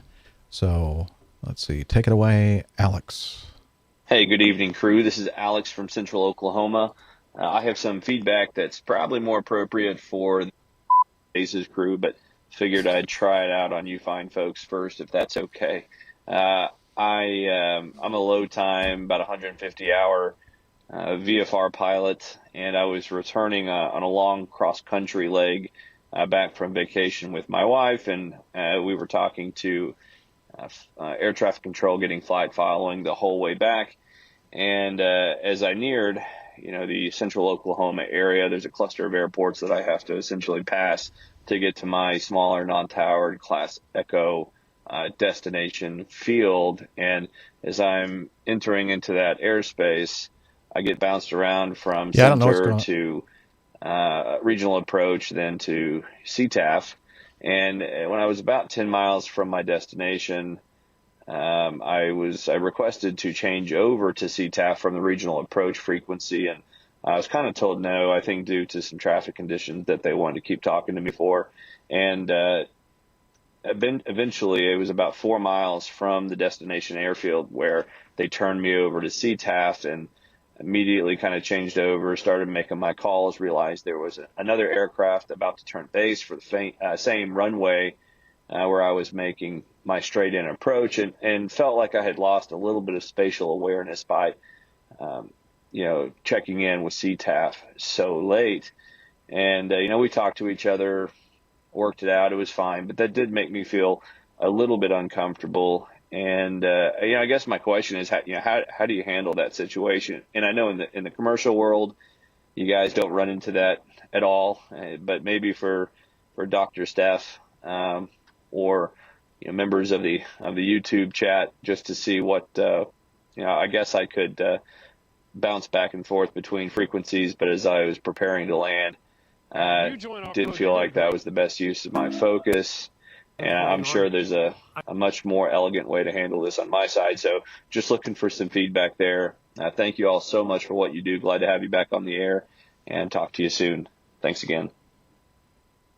Thank you. Sorry for all the audio interruptions. We're having some issues here with StreamYard, or maybe my computer. I don't know what's going on. It's all it's a StreamYard issue tonight. falling apart. I think it's just all falling apart here at the end. We're pushing it as hard as we can. Anyway, sure. So let's see. Yeah, I thought you'd be perfect for answer that for. Yeah, sure. So this is every time I go out and fly, dealing with this type of stuff, because we are talking to flying out of a non-towered field. So you want to be talking. Making intentions known on the CTAF, but then flying into controlled airspace and into a Bravo airspace. So you definitely have to be on that frequency before you enter that airspace and have a clearance to get in there. And typically what happens, some of this might depend on how your aircraft is set up. I can't look at the video right now because Jeff's video is, if you're not watching the YouTube video, Jeff's video is playing catch up, and it's like he's talking like really fast over me, but I'm going to just look away and do the, stare off into the distance, answer the question mode. So two ways that I deal with this. One is that having two radios so that you can be monitoring your CTAF frequency and at least listening there to help build that situational awareness, that mental picture of what's going on. At the airport that you are either departing from or arriving at. And then also having some way to display ADS-B information. So it's having any and all available traffic that you can find displayed on graphically for you, so you can see where other folks are out there, and that gives you a little bit of more situational awareness. Obviously, neither one is completely foolproof, as sometimes targets don't show up on some of those ADS-B receivers, and some pilots don't talk on the radio. But that is basically the two strategies I have for trying to deal with that situation. I'm not sure, usually if I ask to switch over to advisory or to CTAF, as long as I've got the airfield in sight and there's no real compelling reason to have to stay with the controller that I'm talking to, as long as I'm not still in their airspace, that's usually a wish that is granted. So I'm not sure why they wanted to keep you on, unless they were definitely concerned about pointing out additional traffic and targets to you. But those would be my two suggestions. And I guess a lot of that just depends on how your aircraft is set up. So certainly smaller aircraft, single engine, you might not have two radios, and you might not have an ADS-B solution, but I highly recommend getting a Stratus if you're going to be doing a lot of flying, and then that can display ADS-B targets onto your iPad or ForeFlight, potentially, as a workaround. Good solution. Mm-hmm. No. Seems to me like the air trafficker just was trying to make his life simple and not really help the pilot out. Well, and it may just not have been something that they were completely know? thinking about from that side of from the pilot side of things. Yeah, another rude air traffic controller. Never met. But yeah, let us know what the folks over at Opposing have to say about that. I'll have to listen out for their responses. I need to tell you a little secret. Those folks over at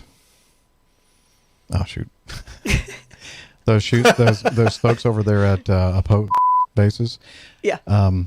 They're really not air traffic controllers.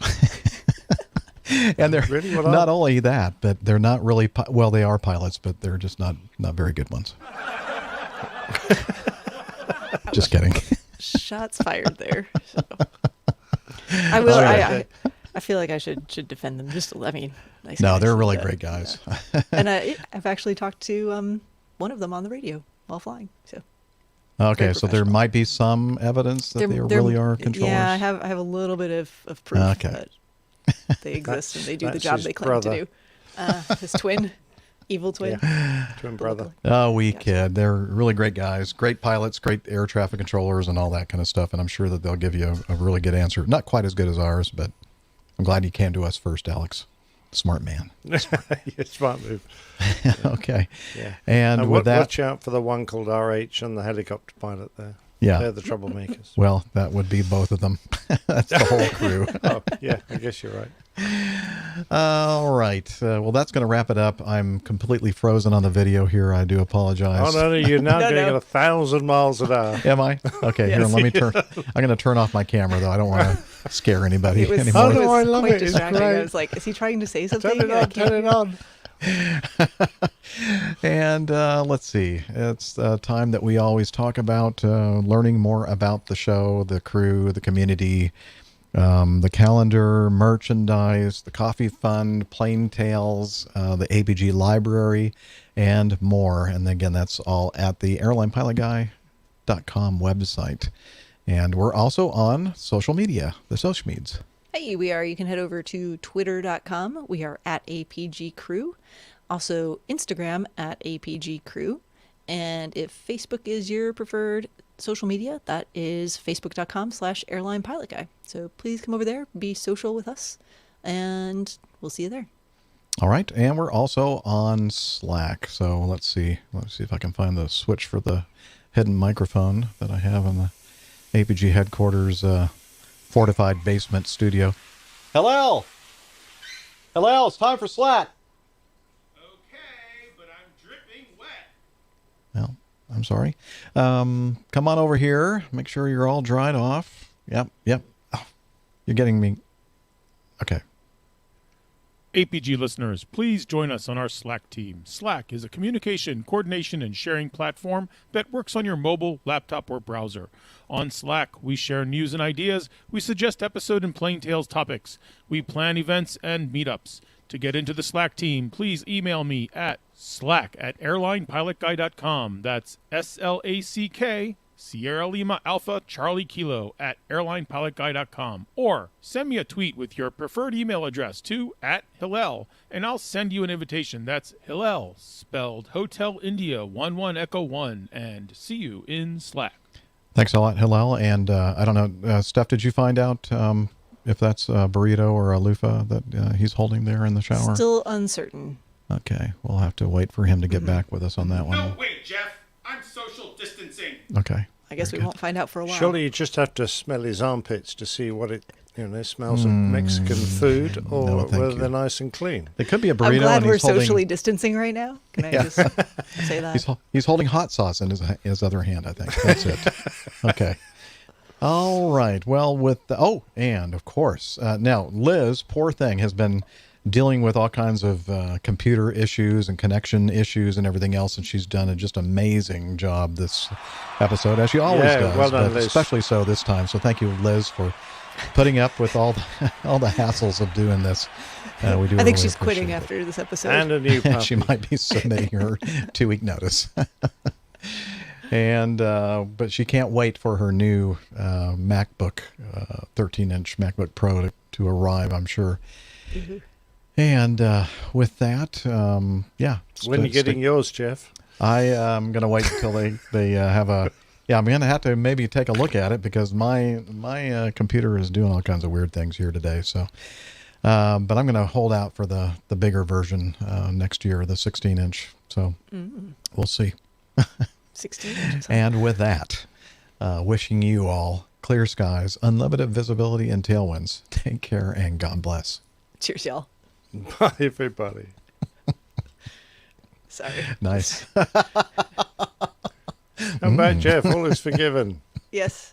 We don't care now if you're frozen / going at warp speed. Okay. I tried about 3 times to get, because at least 3 times you were frozen with the strangest expressions. Blink. And I kept trying to get screenshots, but every time I did, you suddenly whizzed off. And Well, I turned my camera back on, but you can see what's happening here. Nothing. Well, and it's so weird because before the show, I don't know if everyone knows this, my camera, StreamYard couldn't recognize my camera. It's like, you don't have a camera plugged in. I'm like, the camera is literally a part of the computer. Yes. So it's got to be built plugged in. Doesn't have to be plugged in. And it would work on other apps. Like I pulled up like Photo Booth or whatever, and FaceTime. I worked on those things. So I just shut everything down, turned it back on, and then it worked fine. And then it had like the fuzzy images for a while, apparently, which I couldn't tell because it looked fine to me. And you guys looked fine, so it didn't seem like an internet connection issue. Like nothing was Skyping. It's just... I'm wondering if that's... There he is. God, you're blinking like so fast. Your eyes are a blur. I'm wondering if that's the issue that you had, Liz, not your operating system, but maybe just maybe it's a kind of StreamYard. StreamYard. So today when we shut it up. down, we'll have to, it asks how it went. We'll just have to say. Could be. I don't know. Yeah, not It's so just a great. mess up here. And Jody, the you mic sounded did a like- great job, Liz. Well done. Absolutely. Yeah, because her connection, because she doesn't have the hardwired connection, and she was relying on the Wi-Fi, which is sporadic. She said at times she couldn't tell what the, like when we were playing audio feedback, you couldn't even really tell what was playing. Nope. Okay. Okay, up and down, up and down. She's, I'm not sure what that means. We'll do the thumbs down after we Yeah. Submit some feedback. Yeah, to we'll StreamYard. definitely do a thumbs down on this one. Yeah. Okay, well. I've got Virgin Media Wi-Fi. Is sporadic a different supplier? Yes, sporadic.com. Yeah, okay, that's what I thought. It's for all cheap. your unreliable needs. It's very affordable. It's just not worth a damn. Feel like I'm in real time all of a sudden. Look at that. Oh, hey. Yeah. Hey. Oh, now the You've caught back pressure's up. off. Wow. Yeah, now that the show's over. Yeah. Welcome Okay. back. How That's does the way it it's supposed to know work. that the show's over? I don't know. Advanced algorithms. Yeah. All right. Well, thanks everybody again for being with us this week. For all these great podcasts that are recorded today. And yeah, I think we'll go ahead and stop the broadcast before this whole thing blows up. So In our face. We'll see you sometime next week, hopefully. This will self-destruct in 5. I'm hoping after you've had a wonderful Thanksgiving. Thank you. Yes, You'll thank all you. be fat, dumb, and happy, and we'll have a great show. Hopefully so. Yeah, that kind of describes me. Fat, dumb, and happy. All right. Au revoir.